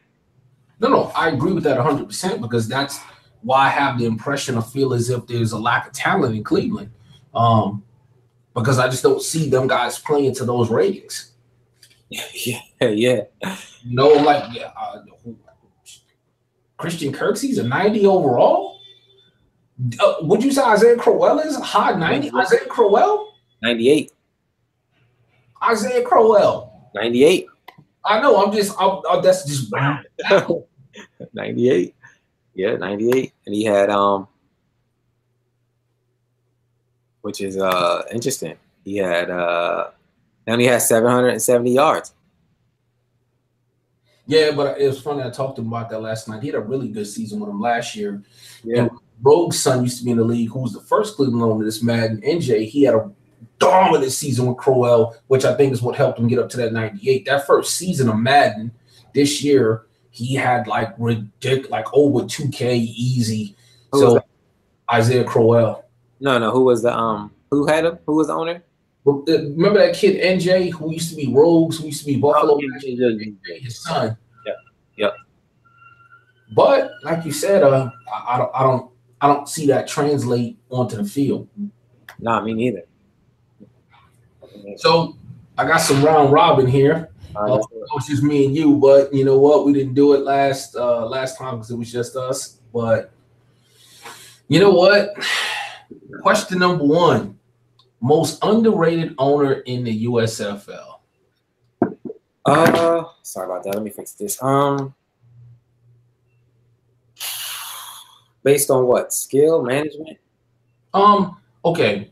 If I had to say, I guess it would be that one person that's better than people actually give him credit for. That one person is kind of taken lightly, but is that threat, is that person that if they just execute, they can, just the person that's slept on. 2 people, the Raiders and the Packers. Only person that gives Packers credit is you. And I feel like Raiders always gets overshined by his brother because of his brother's success. Raiders is always in the playoffs but never makes a Super Bowl. But he's always winning. I've never seen him have a three in whatever year. I've never seen him have a less than a 500 year or not make the playoffs. Even if he doesn't make the playoffs, he doesn't make it because somebody else has the same exact record or something. You know what I'm saying? He's like 10-6 and didn't make it or whatever. And then Green Bay, like, I know I don't respect Green Bay. And that's just because of his personality, man, because he's just annoying in the chat. You know what I'm saying? And I think that a lot of that goes, when people deal with that, they take away, it kind of takes away from what he does on the field. I mean, he's very good. I feel like he's not, when people even ask, when I ask people, let's just go back on the show. We talk about who's the number 1 team in the NFC. Only person that says his name first is you. You know what I'm saying? Or, you put him in at least 1 or 2. Everybody else puts him like 3, 4, stuff like that. So, when they answer that question, it'd be them 2 teams. What about yourself? Ooh, well, you're making me change my answer because I thought you had a fantastic answer. I was thinking more this season, but the way you answered is good too. Because my initial thought this season would be the Lions, although it's kind of hard to say now he's underrated because I think you, I, and some other people, Jags, have been putting respect on his name to the point where it's like I've never seen a more highly respected 2-14 team in my life. So it's kind of hard to say underrated, but obviously the record isn't there. So from that standpoint, but traditionally, I would say there's a few people. I definitely think Raiders. I even talked to everybody about that when we had Aaron on the show. I don't think he gets as much shine as he should. In a weird way, a little, this is going to sound weird. I think Boone a little bit. Like, Boone is a Super Bowl winner. Boone is a consistent playoff person. But and I know, like you, me, and others, Boone's a handful.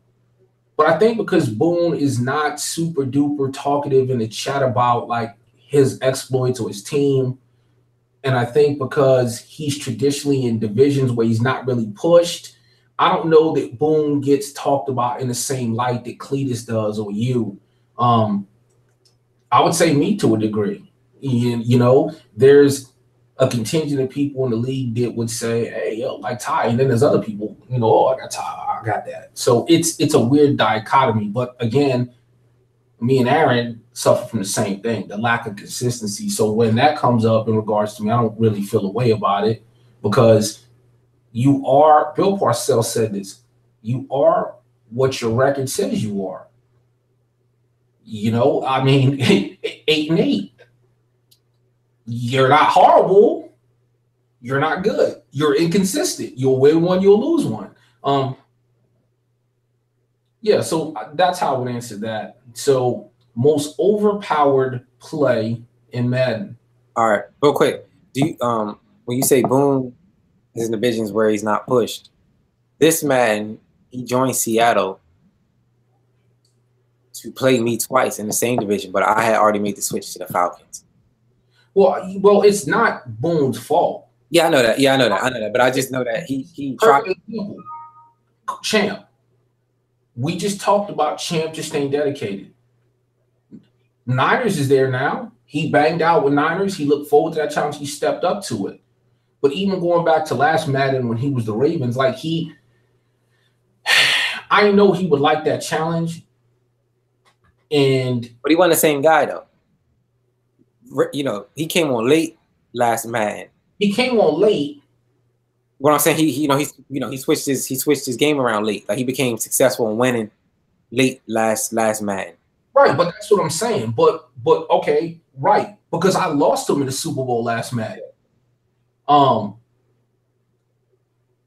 just think that even though I feel he gets the credit he deserves, I feel like he deserves even a little more credit. So when I say that's why it's a weird underrated. If you think about everybody we're talking about, it's kind of really hard if you want to be technical to say Raiders is underrated or Pie, because it's not like these guys don't get credit. It's not like I don't get credit. It's not like Boone does it, but it comes from a selective though. It comes from selective, yeah. Right. It's selective, right? Depending on who you're talking to. And it's kind of like, here's what I mean. You talked about this earlier, and that's a good analogy. There are levels to this shit. If this was a ladder, there are rungs. So, like, I'll give you an example. If we were talking about the hierarchy of the league, I feel like names like Cletus or yourself might be talked about in that very first rung. So when I say underrated, and it's a good analogy you're making, maybe the Payas or the Raiders or the Mees of the world will be talked about in that second rung. It's like the whole Eli is he elite convo. Nobody's going to say he's trash, but nobody's going to say he's in that bracket with Rodgers and Brady and Breeze, even though he's got 2 rings. So for me, I feel like Boone deserves just a tad more recognition for how consistent and good he is. Yeah. I agree. Um, I mean, even think about this. You said it earlier when we talk about the NFC. Boone is normally mentioned, hey, fourth or fifth, like in that wild card slot. Boone ain't mentioned first. Boone ain't mentioned second. Boone ain't really mentioned third. He's always talked about in that same kind of bracket where I am in terms of, yo, this is a playoff contender for sure. He'll probably be in that wild card mix, but he's not talked about like a number one seed or number two seed, and he's got bowls under his belt. yeah, he has. Like low key, We both have the same amount of votes. We both won last year. Well, think about this. As good as Mayor Wap is, and he's damn good. He ain't won no Super Bowl here. Yeah. I know he beat Badger. I know how much of an accomplishment. Boone has won Super Bowls here. Boone ain't never slotted over Wap. That's why I say underrated. Yeah, again, I agree, man. I'm not down. You know, Boone has won a bowl last Madden. Yeah. He's also won a bowl this Madden. Yeah. So I've also had that same resume. You know what I'm saying? So how are we not on the same level in the same conversation? I guess. You know what I'm saying? And that's exactly why I said, like, for most underrated, I would say the Boones, I would say the Raiders, I would say myself. Yeah. So definitely good, entertaining question. The good thing about all those people, though, it's not like none of those people that we all mentioned don't have respect on their names. It's just like you said, it's just selective depending on who you're talking to, where they're slot in the hierarchy. But there's respect on all those names. Right. Raiders doesn't get the notoriety Adam does, but there's respect on Raiders' names. So that's the good thing. So now, what was the question? The second question: most overpowered play. What would you the most overpowered play? And for me, I'll take the lead on this one. It's not a particular play for me. It's a series of plays. I think play action is overpowered, and I think it has been for a minute. Like, if you think about it, almost every play action play, if you don't blitz the QB, is going to result in a large chunk play. And I don't care which one you call. I don't care if it's PA crossers. I don't care if it's play action deep out. It's all of the play actions that Cletus run, a bunch of the play actions I run. Play action is effing overpowered. And even your guys with good awareness, if you don't sack the quarterback, there's huge separation on the receivers and the defenders. It's like that pause for the play action just freezes everybody enough to where if you don't get sacked, you're guaranteed a large chunk play. Cletus makes a living off that shit. Yeah, I think the play action works how it's supposed to as far as functionality, but it's overpowered to the sense that everybody shouldn't be able to get that same result. Well, that's what I'm saying, here's the other thing. If you're like to say, when I had Matt Ryan, Tom Brady, Aaron Rodgers, they have 90+ play action, so they should be able to freeze a whole team doing it. But if a guy just has 70 play action rating as a quarterback, your defensive lineman should just be like, no, I don't care. Go still attack the quarterback. Right, but it works for everybody the same. But even then, even going back to what you said about Brady and Matt Ryan having a higher play action, in an NFL game, you don't see 20 play actions in a game called. And when they are, you don't see these 30 and 40-yard chunk plays all the time. This shit is rampant. Yeah. And it has been for a season or two. Just play actions overpowered. It could be 3rd and 23 and somebody's going to play action you. Think about this. How effective should a play action be on 3rd and 23? It shouldn't. Who the fuck thinks on 3rd and 23? Yeah, I think when you pass commit, it shouldn't even matter if you call play action. Go get the quarterback. Exactly. But even when you call pass commit before the patch, it's still effective. And that's the other thing they should look at. Down and distance. That's a good idea. Glad I had it. In Madden, play action should also be determined by down and distance. Like if it's 2nd and 1, that shit should be a little strong. Because the threat of the run is real. The threat of the run on 3rd and 23 shouldn't nobody should bite on that shit. Right. Like I said, especially when you pass commit. Like I'm telling you, don't look at the run. Attack the quarterback. If he runs it, all right, you figure it out after he gets the ball, but go attack the quarterback. So, no, I agree. Yeah, so for me, like the most overpowered play, I would just lump all of the play action plays, period, in it. Think about this. Bill, Steelers. He lives off this one play action, and it's one of the best ones in Madden. It has been for years. It's out of that split offset, that PAF slide. I see most people's head every effing game with that. And that shit's been played for multiple Maddens, but it's still that damn strong. Yeah, I think the overpowered play, man, to me, it's the damn corner strike. Ooh, that's a good one. Or the halfback counter. Especially out of single back wing pair, the one like Boone runs, that real tight, heavy one. Like where you even when you spread your linebackers and try to baseline them, they don't come all the way across. They only stop at the offensive lineman. I'm like, all the way across. All the way across. That's the whole purpose of baseline. You go back over there. Even if a guy's not standing there, you go back over there because he's going to run the counter.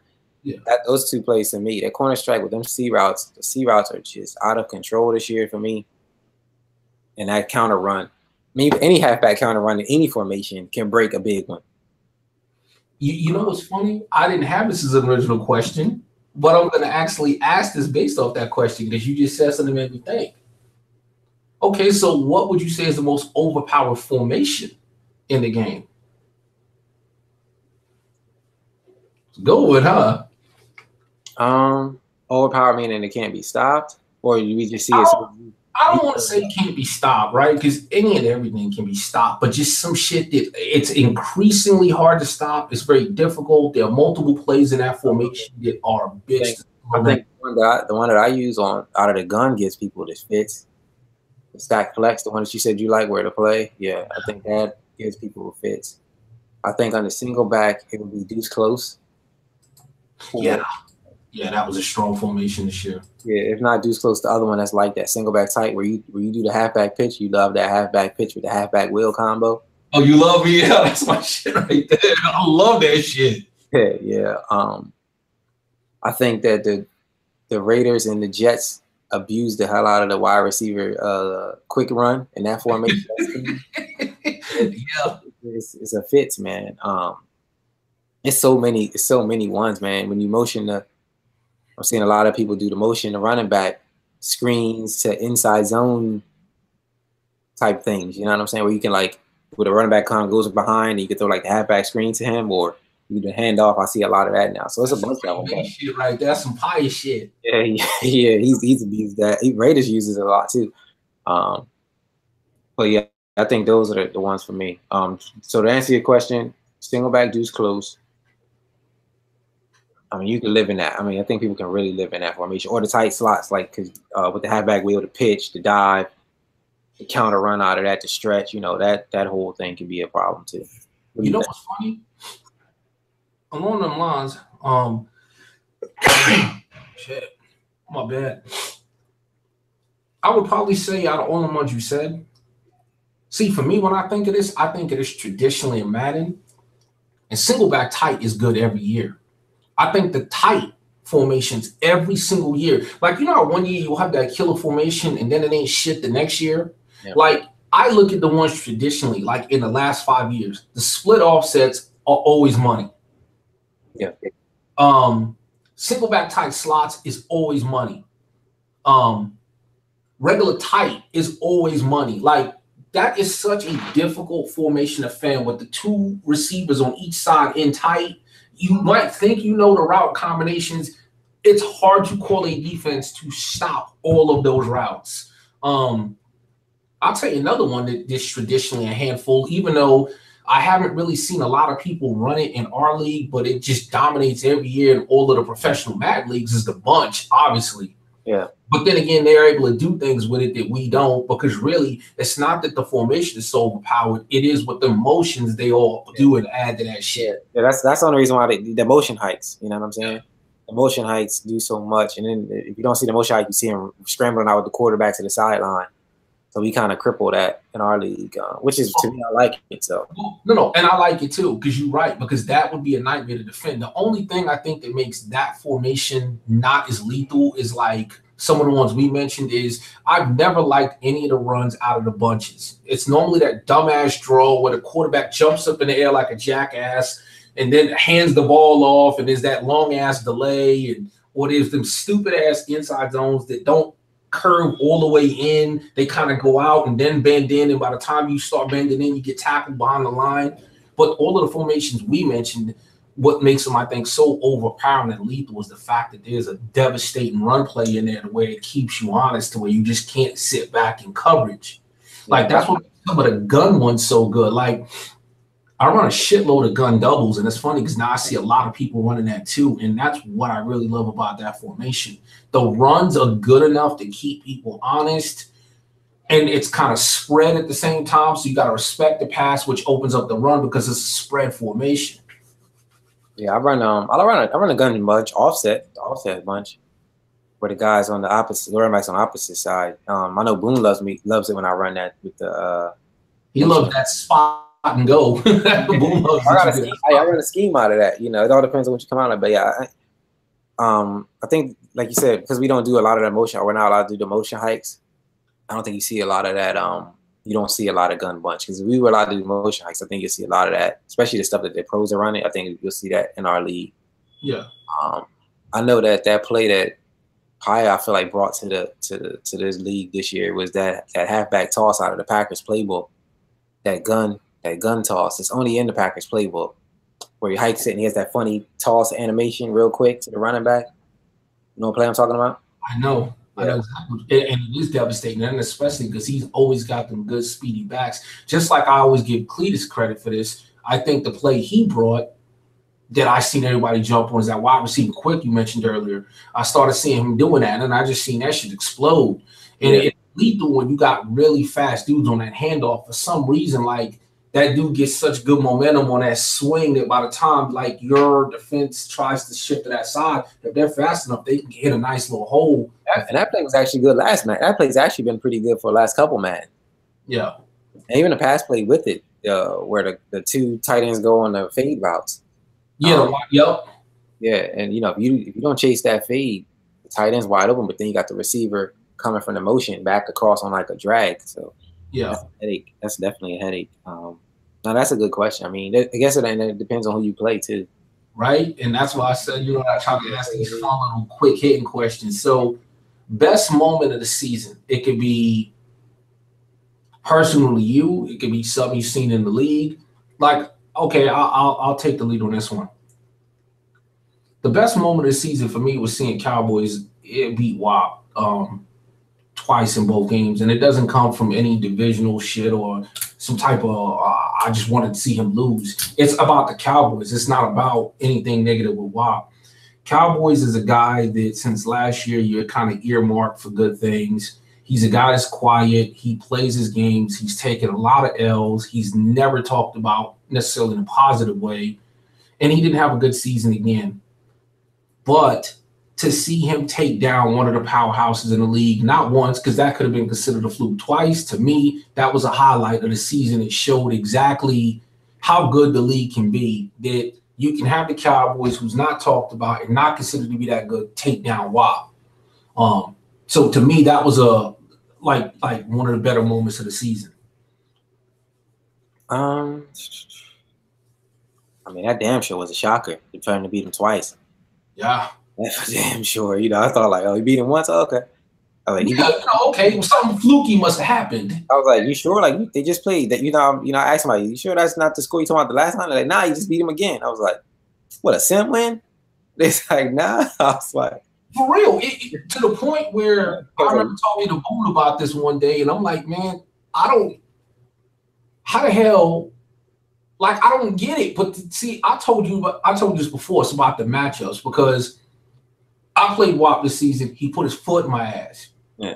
Boone played him. He got knocked out. You played him and got knocked out. And then I see Cowboys beat him twice, and I'm like, I don't fucking get it. Like, what the fuck? Like, I don't. If I had hair, I'd pull it out. Like, how? And what made it so I didn't see the game to see what happened. You know, did he get a lot of pressure on him? What happened? You know? Yeah, no. I think the Broncos beating the Patriots late in the season, where I just knew it. Like, yes. Put himself in a position to win and go to the playoffs. I was like, oh shit, Doc beat him? Like, you know what I'm saying? Like, yo, Doc not only beat him, he won out and made the playoffs. Yeah, man. I know a disappointing part for the season for me was the Saints. Sad day in New Orleans. Sad day. You know, he's the official NFC get it together on the list. You know. You know what? I just realized this is one of the last shows of this season. You didn't really. We teased you about being on the second or third, but to get it together went away, brother. What happened?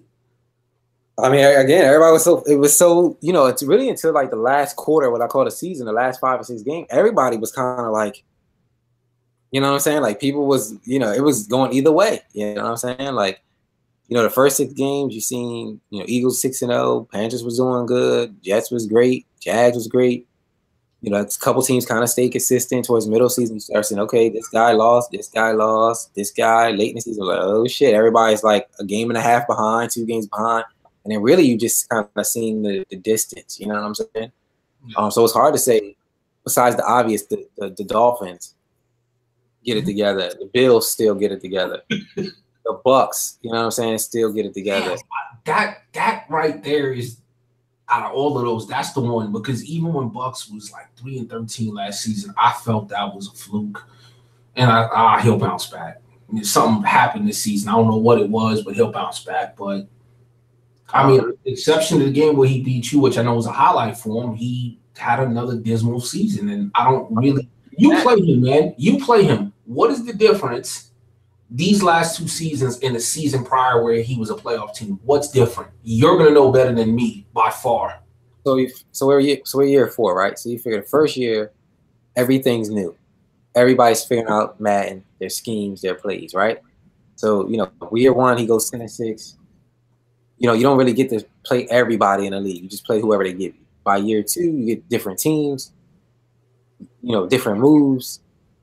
Guys kind of get into their scheme, right? I think he goes playoffs again, or right close to the playoffs. Yeah. By year 3, people are who they are. Like you said, you are what your record says you are. If you haven't made the playoffs the last 2 seasons, you're probably not gonna make it year 3. Whatever. And then guys like top tier guys in the league, we are now in our rhythm all the way. You know what I'm saying? Like, and guys have already found their identity, things like he's never really found it. I thought he found it early when he played me this year. He played great. And I thought he could take that momentum and continue to play like that, but he never bounced back from that. That was like it seemed like he exerted all his energy that game playing against me and then never translated that to every other opponent after that. I know he was trying to figure out this Jameis Winston thing. Should he move forward? Should he keep him? Should he not? I'm like, dude, this is year 3.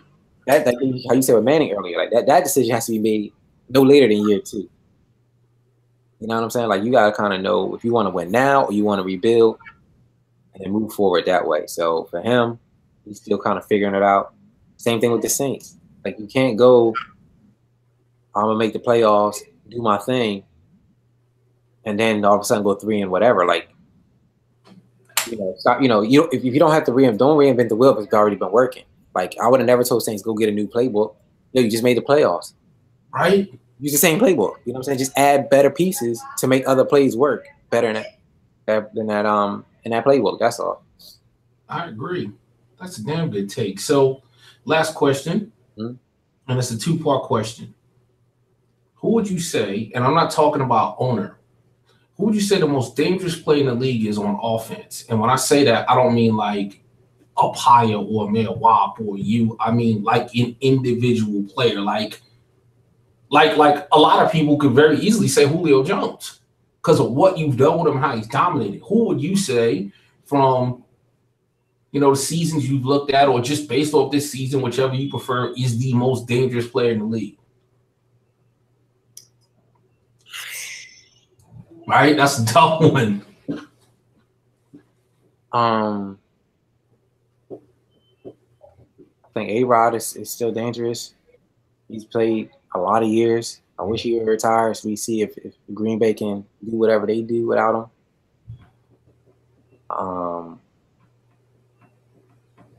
That's tough, man. That is tough. I guess for me it has to be Julio. Him and A-Rod have been the guys who've been here since August 29th. They're four almost 5 seasons in. They're still at the top of their games. Are like kind of the best player. Everybody else is kind of new, right? Yeah, it's funny because you look at all the top players. They're all like made up guys from the Madden draft. They're not like Yeah, but even amongst those guys, but you're right, it's changed. Like, I'm trying to think.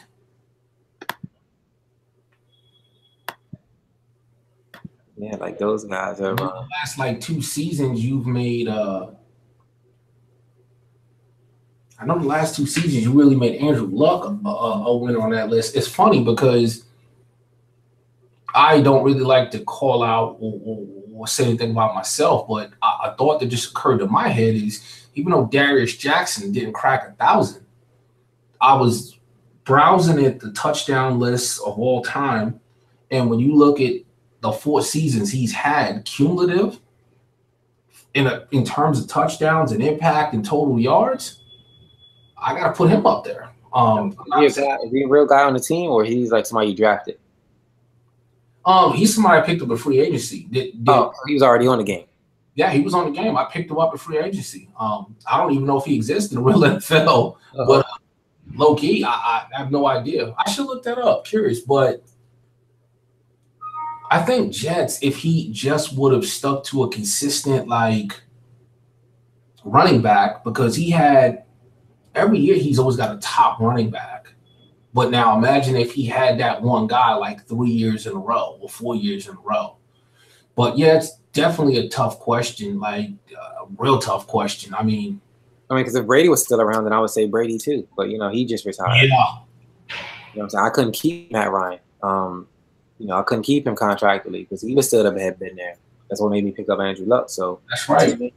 I think you touched. I think you have a real solid one with. From Madden August 29th to now, I don't care if they're made up or not made up, Julio has been a factor every season. Yeah. Who would you say on defense? I know immediately who I'm going to say. Thomas. Dayon Buchanan. Or Earl Thomas, too. Earl Thomas is. Well, or Eric Berry. Eric Berry. Right. I'm talking about guys who've been since the beginning of Madden, even to now, still doing their thing, still top of their class. But now Buchanan is good. He's been good these last 2 years. He's in a good system. He's in a WAP system. Champ kind of didn't dominate with the first 2 years he had him. And you're right. It's the system, but like I don't know, I'm old school. System. He's a great Madden player for sure. He's a great Madden player, but the first 2 seasons he didn't win no defensive back to back. He didn't win defensive player. WAP had him 2 seasons. He's our defensive player, best linebacker twice, or if not him, Eric Kendricks. You know what I'm saying? Well, yeah, because you could. Well, I'll tell the other person you can make a shout out for is Bobby Wagner. He dominated when Bone had him. He dominated when he first went to New England. I didn't hear much about his name this year, so I don't know if he got hurt or injured or something happened to him. But who's the Jets strong safety name? The guy Cletus got Adams. Jamal Adams. Dope. I think he's dope. Yeah. Like you said, Eric Berry. I think Jadeveon Clowney's been strong. He's number 2 this year in best defense lineman. Clowney is a monster, man. Hey, that damn guy that Green Bay drafted, Trayvon Wilkerson. Yeah. He's been nasty. Ulrich has been nasty since I don't know if this is his second or third season with Cletus, but man. Yeah. It's been some guys. Some guys who have just been doing really good. That's a really good question. What do you think is the most overpowered play on defense? Oh wow, that's a great question. I'm gonna do the same thing I did with play action. I'm not gonna say a play. I'm gonna name a series of plays. Cover 2. Cover 2. That's what I would say. Cover 2. Cover 2. Especially if you can make the right adjustments so you can get a blitz out of it. It is very difficult to do something against. If depending on it. It's funny. I had this conversation yesterday at work with Texans. And I was telling them, all cover 2s ain't created the same. A sink's going to do something different than a Tampa 2 is going to do something different than a hard flat. Yep. So in particular, if you take the Tampa 2, now cover 2 period is overpowered, but the Tampa 2 in particular, because of the way the blue flat, the flats in the blue play, down or up, and if you can cover that middle, which is the only weakness in that area, man, that's a hard play. If you think about it, Pi is beating a lot of the bigger names in the league to use the wops off cover two, except he doesn't run it in a coverage way. He runs it in a blitz way. Like he lives off like Sam Blitz 2 and Pinch Dog 2. Like just cover 2 is a beast. Yeah, now, right. So I agree. I think cover 2 is overused, it's overpowered. But it all depends, like I said, it all depends on which one they run. Because you can man activate, you can turn cover 2 sink into a man. Yep. Based on the defensive, based on offensive formation and a certain, route or combo or things like that. I think the seam flat cover 3 blitzes are kind of like seem to be a little overpowered. Not overpowered, but they get a little frustrating at times. Well, you're right, because they come in slower than something up the middle, but you really can't see it off the side until it's too late. Because the dude's coming downhill with a crazy, and the running back can't get out there, a lineman doesn't get out there, so it's always going to come in. It's just a matter of can you see it fast enough to get the ball off? Because if you don't see it, by the time you see it, I don't care if your quarterback is 99 speed, like you can't be stationary doing this, and this dude's coming downhill and you get away. Yeah, because even if you ID that guy, he somehow always gets around the running back, or he jumps over the running back. Yeah. Like what? Like jump? What? It's almost like you want to put a fullback there. Like I'm about to think about putting my fullback there. Let me just put my fullback back here to block and see if he can do it, because the running backs to me can't block nothing, man. You know what formation I think took the biggest hit with the new gameplay was the quarter. The fact, because before what made the quarter so flexible was you could actually stop the run out of that shit, which you shouldn't be able to, but think about how devastating that used to be. One of my favorite defenses, because I could sit there with 3 down linemen, position my linebackers a certain way, and shut your run down, but have all my damn DBs out there to deal with your pass. Do that shit this year, you Pancake City. You know what? Offensive one I think is crippled. What? And that's split close. The one with the 2 receivers, 1 running back. The one that used to have the speed out real quick. Yes. That was the one that's in the Patriots playbook, where it had the X trail with the and the halfback wheel and the. In fact, I think it's the split Patriot. I think. Split Patriot. Yeah. Split Patriot. You know what else I think I got real crippled? And it used to be a favorite of mine, and a lot of people ran it. I forget what play it is. I mean, what formation it is.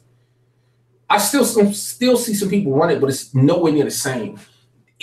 There's one formation in the Patriots playbook. It was like 8 plays out of the gun, and all of them have a motion from a guy on the left side, and sometimes he motions and does a C route. Yeah. Sometimes he motions to come across. That shit used to be a fucking handful, because you couldn't bite on that motion because there was several things it did, but like this year just ain't really shit. Because the zones play different.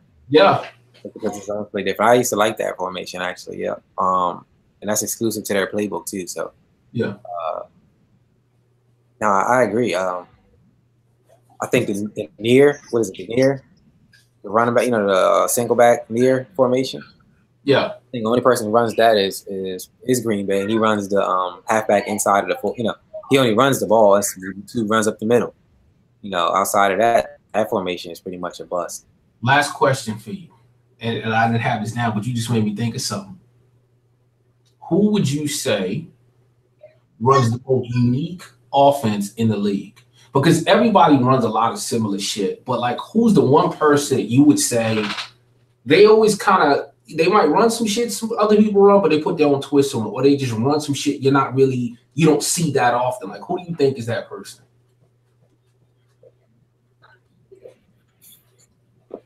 Man, I haven't. I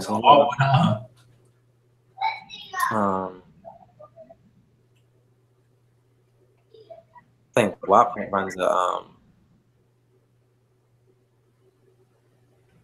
runs an interesting offense. Cause he'll come out and play. He'll just hot route 3 fly routes in a drag or something. Like, I definitely think he has, and I said this the last show. I definitely think he has the hardest offense to stop. Period. There's just too many things to contend with. He's either going to hit you over top, or he's going to run a bunch of crossers and find which one is open. You don't want to really blitz him because you leave people on the island. You don't want to get hit deep. Yeah. Every time you try to take one thing away, he hits you with another challenge. Then he's got his running game going. Like, imagine if that dude scrambled with his quarterback, how lethal all of that shit would be. Yeah, I think the Chiefs Chiefs, both Raiders, Raiders and Chiefs both were hard for me to slow down. You know what I'm saying? Raiders started to show tendencies towards the end, but Adam didn't. Like Adam really didn't show me a lot of tendencies. Where I kind of knew that Raiders was going to go to the flat a lot because I kind of left it open. I always looked over like, all right, he's going to check down to the flat, which is fine. But Adam was kind of harder to decode, I guess, for myself. Because he didn't run a lot of the same things repeatedly. And then he has a nice offense. Guys like Boone, Boone runs first. I always look to run with Boone. I think Paya has a good offense. A lot of his stuff is just common. You know what I'm saying? And you know what? Well, it's the same thing with Cletus. Cletus runs multiple different things. He really likes the single back formations. He mixes in heavy play action. He mixes in decent run. His passes, he doesn't make a lot of mistakes. He doesn't make a lot of bad reads, and he throws a lot of different things at you. So that's definitely a unique type of mixture of a bunch of different things that's hard to key in on one thing to stop. Like, how do you key in on play action? He runs so many different ones. You know what I'm saying? You got to respect his run. He can hit you deep with chunk plays. He'll take what's underneath. Like, Cletus is definitely a unique offense. I think Bill's offense, this going back to your organized confusion, Bill does a lot of shit. He likes to key in on certain things, but this year I've seen him open it up. I like what Doc did this year. Yeah. Doc will come out in some running shit and then hit you with a 5 wide, and the next play come back with an I form and then go to a 4-1-1. And what the fuck is that's right? And that's what I was saying earlier. Like that's what I wanted to see in the playoff game. Like that's what I wanted to see. You know what I'm saying? But we didn't get a chance to see that. Organized. Bill always has a game plan until he's down or he needs that drive. Then the chaos kicks in. You know what I'm saying? Like, I think it's organized to a point, and then it's not like a wing it, but it's like well, let me ask you this: who do you think runs the most exotic defense? Me, Cletus. Wow. My top three. My top three. My top three choices. I mean, again, I haven't played against everybody's defense.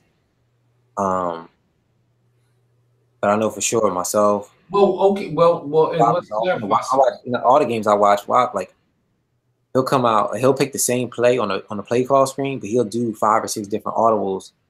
He'll audible like till cover 3. And by the time you hike the ball, he done already probably audible to a whole different formation, cover 4. You know what I'm saying? Like, or then back down to a cover 2. You know what I'm saying? So,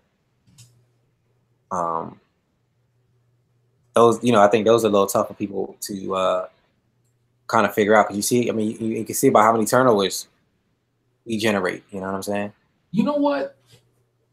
That's a good question. I had a different answer because exotic and effective. I'm not going to say these guys who I'm going to bring up have the most exotic defenses, but my top 3, I'm going to put Aaron number 1. As long as I've been in the USFL, Aaron has always had a top 3 defense. He's going to run predominantly out of 4-3, and he's going to hit you with different looks. And every single year, in every single season, he's on point. So others might have more exotic, but they're not more effective than what Aaron does. Another person I'm going to mention in that same light, the same way, is Doc. Doc adds a little bit more exoticness. He'll run that dime man buzz. He has a lot of different looks, but Doc shit is really effective. It's rare you see what you see today with Doc give up 30-something points. The other person I'm going to put there is me. Me and you talk about this all the time because the style and where I play defense has changed and it's not as blitz heavy as before.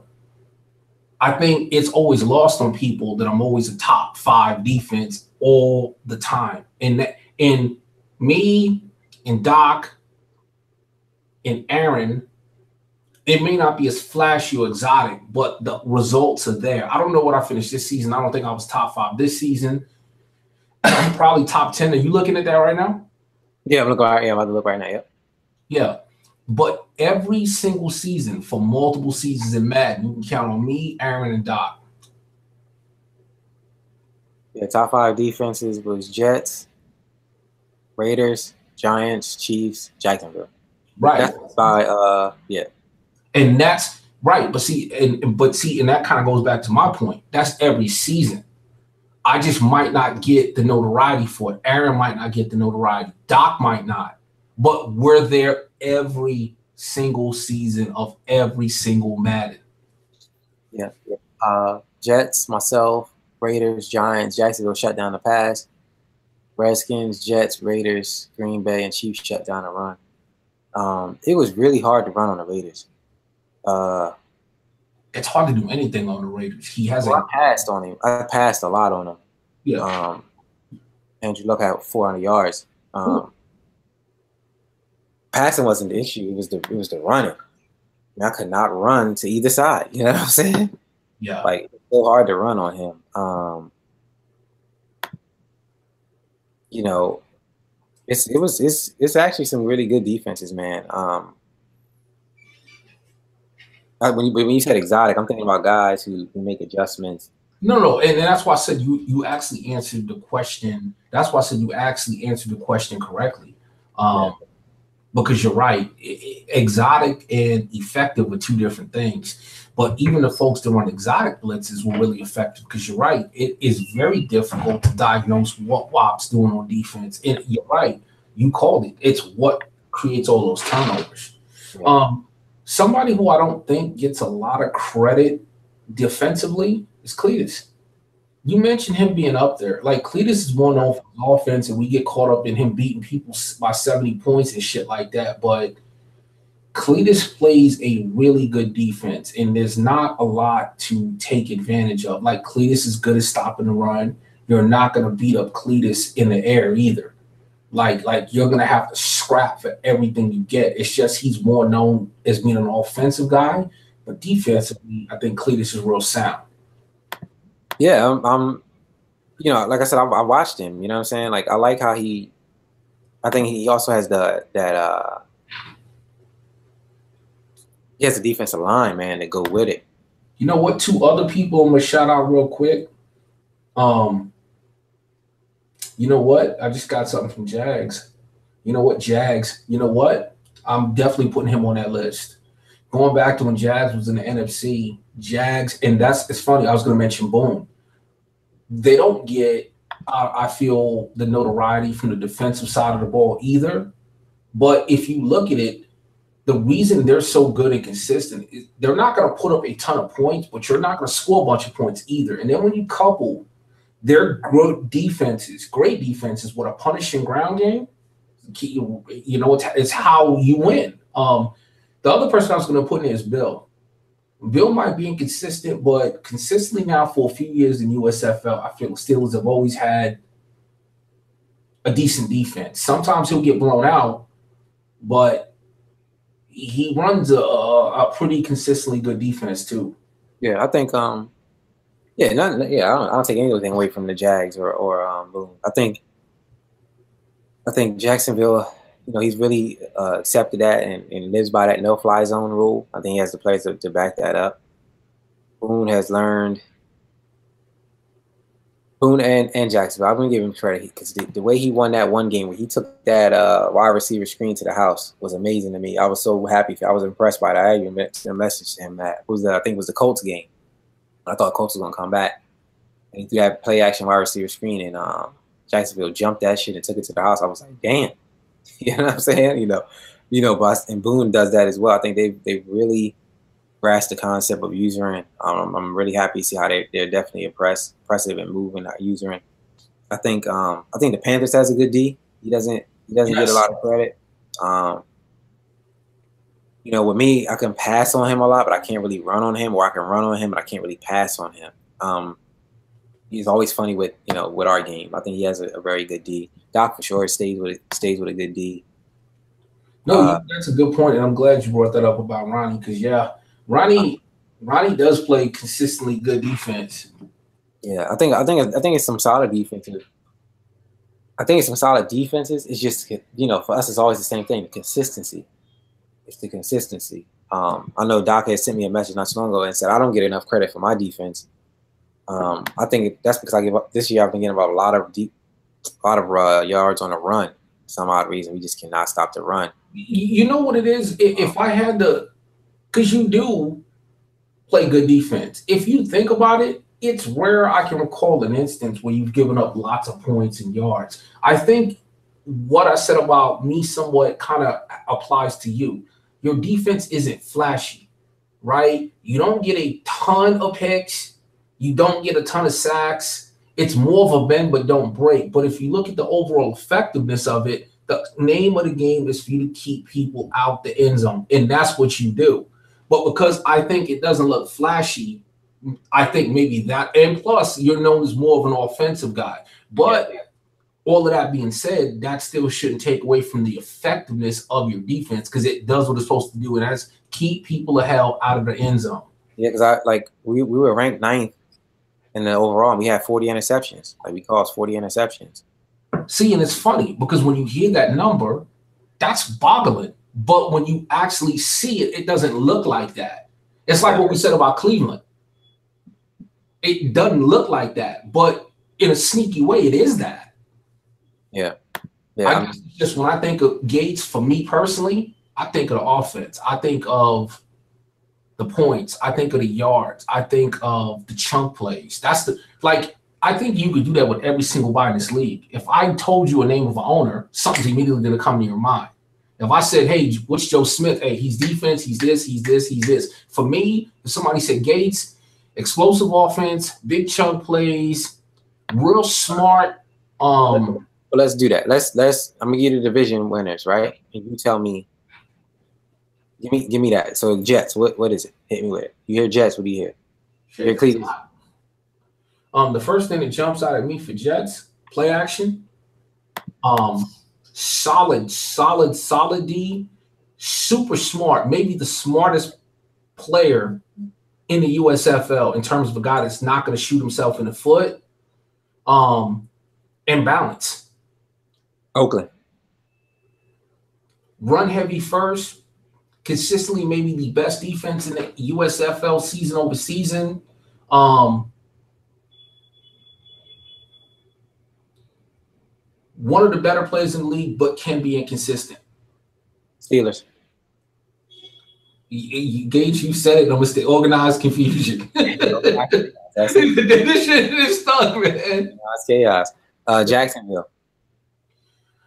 Punishing ground game, very smart, really good defense to go along with it. He's Boone Jr. to me. Boone Jr. I know he's the younger brother. Yeah. They play so similar.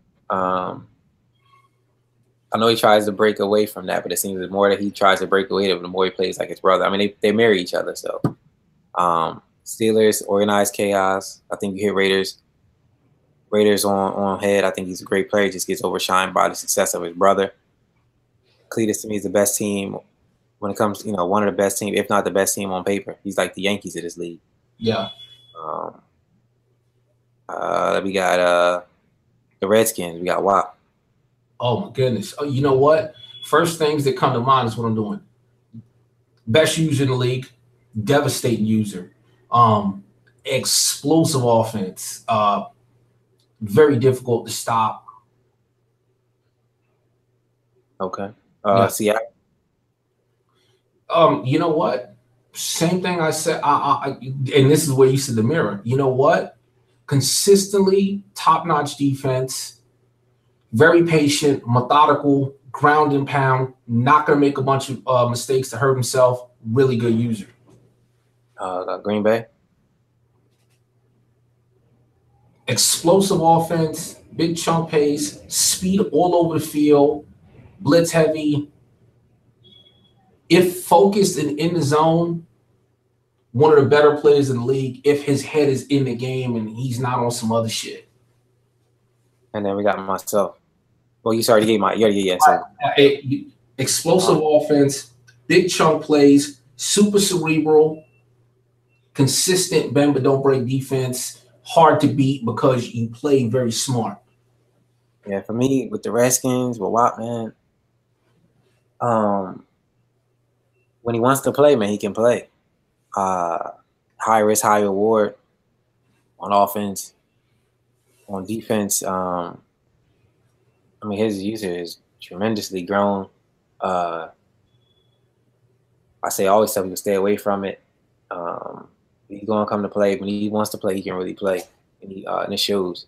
For Seattle, Boone is just a student, man. He's a student of the Madden. He's a student of me. Like, what I mean by that, like, I try to hide certain things in certain plays and do certain things. He'll message me like, "Yo, did you just do this and put him on this hot route and get them open like that?" I'm like, "Yo, stop trying to figure out what I'm trying to do. Focus on your games." We start laughing, things like that, which I find is dope because I kind of do that too. Like, I look at how's Cleveland's going 15-1 on the AFC if I ever got to go to the AFC, like things like that. So a student of the game when it comes to Boone. Green Bay, man, he's annoying in the chat. That's my first thought. But he's good, man. He's good. He just can't get right. Green Bay just can't get right. He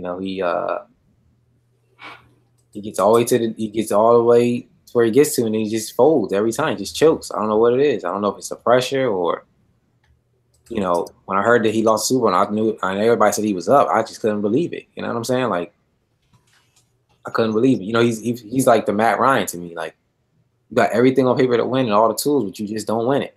And then for myself, man, I just try to play consistent, man. I just want to win. I just want to win. So I'm just super competitive. Like, I remember the times where you wouldn't mention my name. Like, that was always, that still sits with me. So now every time I just make sure my name is mentioned. So that's how I look at loners in the league right now. At least the top guys that won the division. But I feel like we can do that. I feel like we can always, and that's perspective on everybody. I think no matter who we say, I think me and you can definitely give a definition on based on how a person plays or what we've seen, kind of like pinpoint the type of user they are, the owner they are.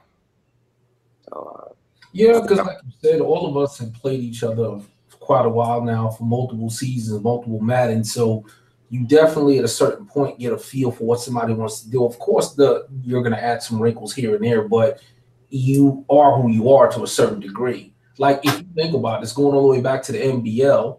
As long as you know me, you've always known me as a pass first type guy. We don't even? Yeah. Wait, what?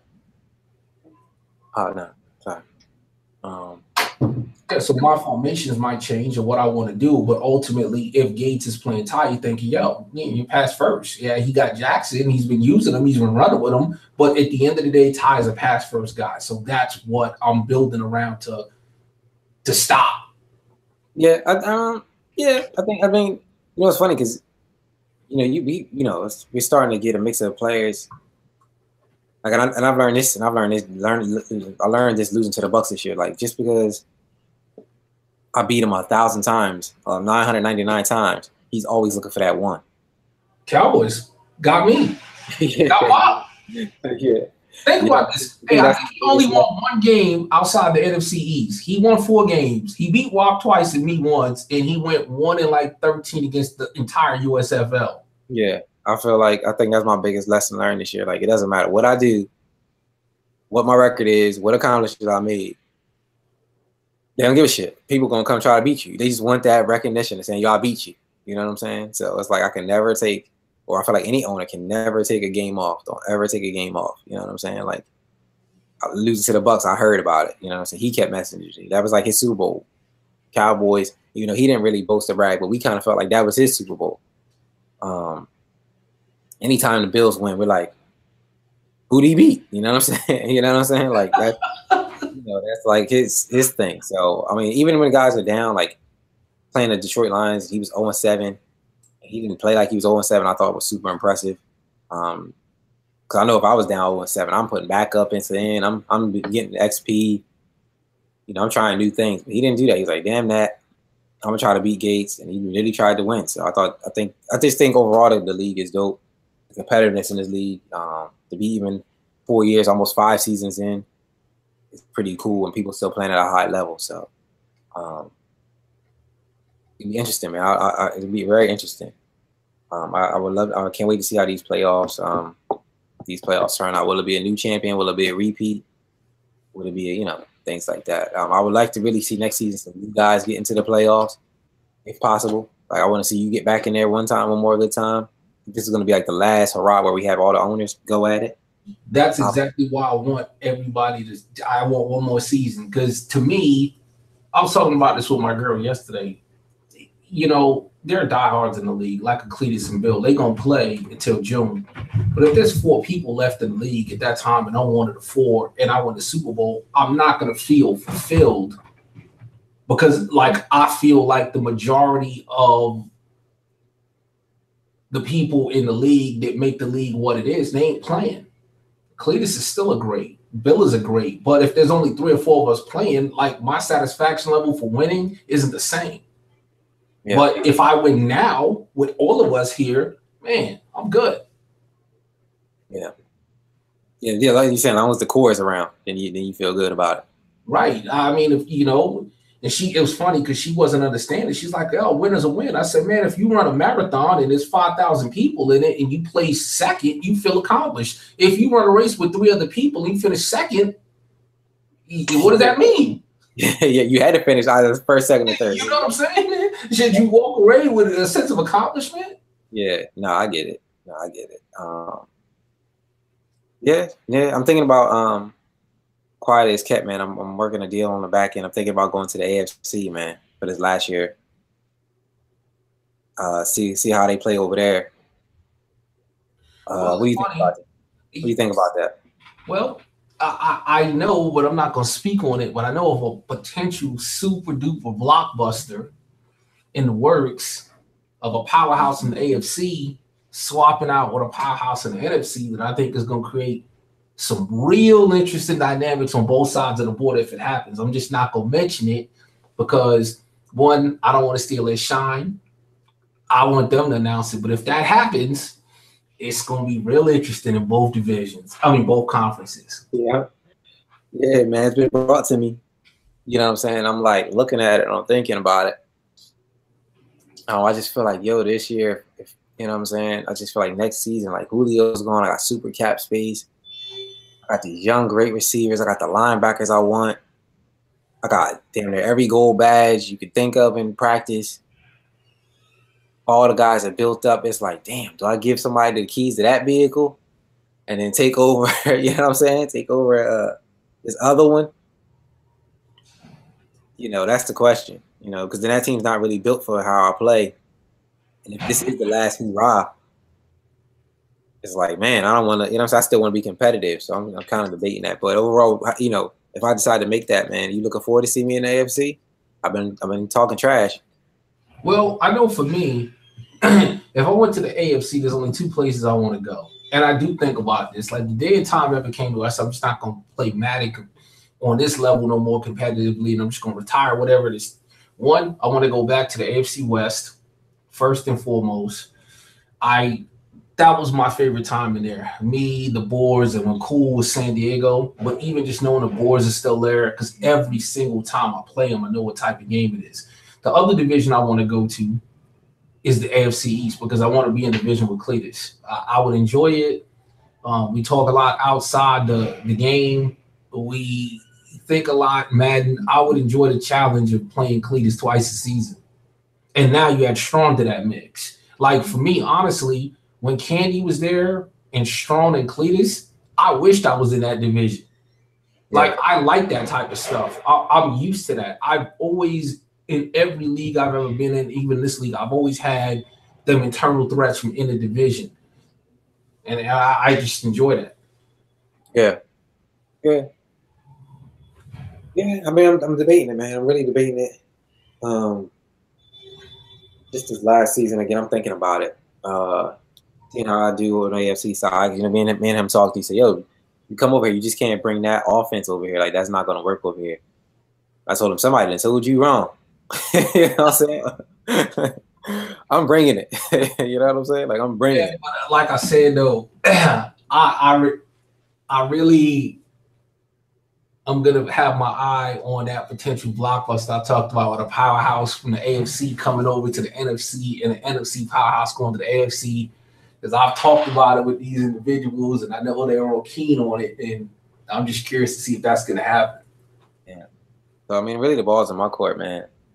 To do that. So be on the lookout for that. Well, I told him we'll see how the offseason goes. If I could definitely go out, I could win it. If I could sneak one more Super Bowl win in, then I'm doing it. I'm definitely making that move. And I just got to see what piece, if I do it, what piece do I take to become successful? Most likely, I have to probably be Andrew Luck, Yeah. and then get around it. So we'll see, man. Anything else, man? Before we get up out of here, I think we're going almost 3 hours here. No, it was good. Hey, well, a quick question. One, are you gonna do? Is this the final show of the season? Are you No. looking to do a recap? No, of the season, not a Madden, of the season. No, we're going to probably do after the playoffs or whatever, depending on how far it goes into the playoffs. Because I'm thinking realistically, the draft should probably, if looking at the schedule and pace, will probably be the point or place. If I had to guess, I didn't talk to any of the admins, but I know the way we all think. We like to get things going as quick as possible. I could very easily see the draft being Friday or Saturday. So I like to interview the Super Bowl winner come Wednesday. If I can do the recap. I didn't get a chance to do it this week. It was a little hectic for me, but that would be awesome. Man, I would love to interview the Super Bowl winner on Wednesday, or even a Super Bowl contender. You know what I'm saying? The person who didn't win, and we break down that game. So, well, I'd like to see that, but that's probably not going to happen because Paya did what Paya does and dropped the bomb in the chat. I'm not going to be available all day tomorrow. And I've called this out for I don't know how many seasons now. You can always count on that dude to hold the playoffs up every single season. Yeah. Well, you got to blame the Vikings. He had won the division, maybe the Packers wouldn't even have been in there. You know what I'm saying? Right. No, other than that, brother, I'm just going to look forward to watching the games like everybody else, and I got nothing else on that. Yeah, I'm supposed to play 49ers tonight, so I'm going to do the family thing for a little bit, and then I'm going to lock up against him. Like I'm going in blind, man. You're going to see what happens. This is, again, Ty, this is one of the reasons why I like the bye week, you see? This is it right here. You know what I'm saying? Just keep playing, man. Especially if I'm on a roll. I just came off a tie. I don't want to go in the wild week one on a tie. But he just got blown out by his brother, so maybe that helps. I think the 7 wins is a gift and a curse for him. Almost like boxing, sparring. Yeah. 6 off. You know what I'm saying? You think you're just gonna jump in here with a championship fight? You know what that shit reminds me of? And I tell me and you are big boxing fans, I tell people all the time. And I mean no disrespect to my Mexican compadres, but all these dudes that sit there and fight 40 club bar fights in Tijuana and hop across the border, Julio Cesar Chavez style, 45 and older, everybody wants to make a big deal about, but you done fought 45 times in TJ. I ain't impressed. Yeah. So it's that kind of thing. I think the real game is these games. Yeah, the NFC side is because if let's say if I lose and Boone loses, we're talking about Vikings playing the Redskins and Green Bay playing, the 49ers. Hey, so I'm gonna end the show with this. You can either call it your dark horse or your pick. Who's coming out of the AFC? Who's coming out of the NFC, and why? And then we'll end it on that. Yo, it's so tough for me. I want to say the Raiders or the Jets.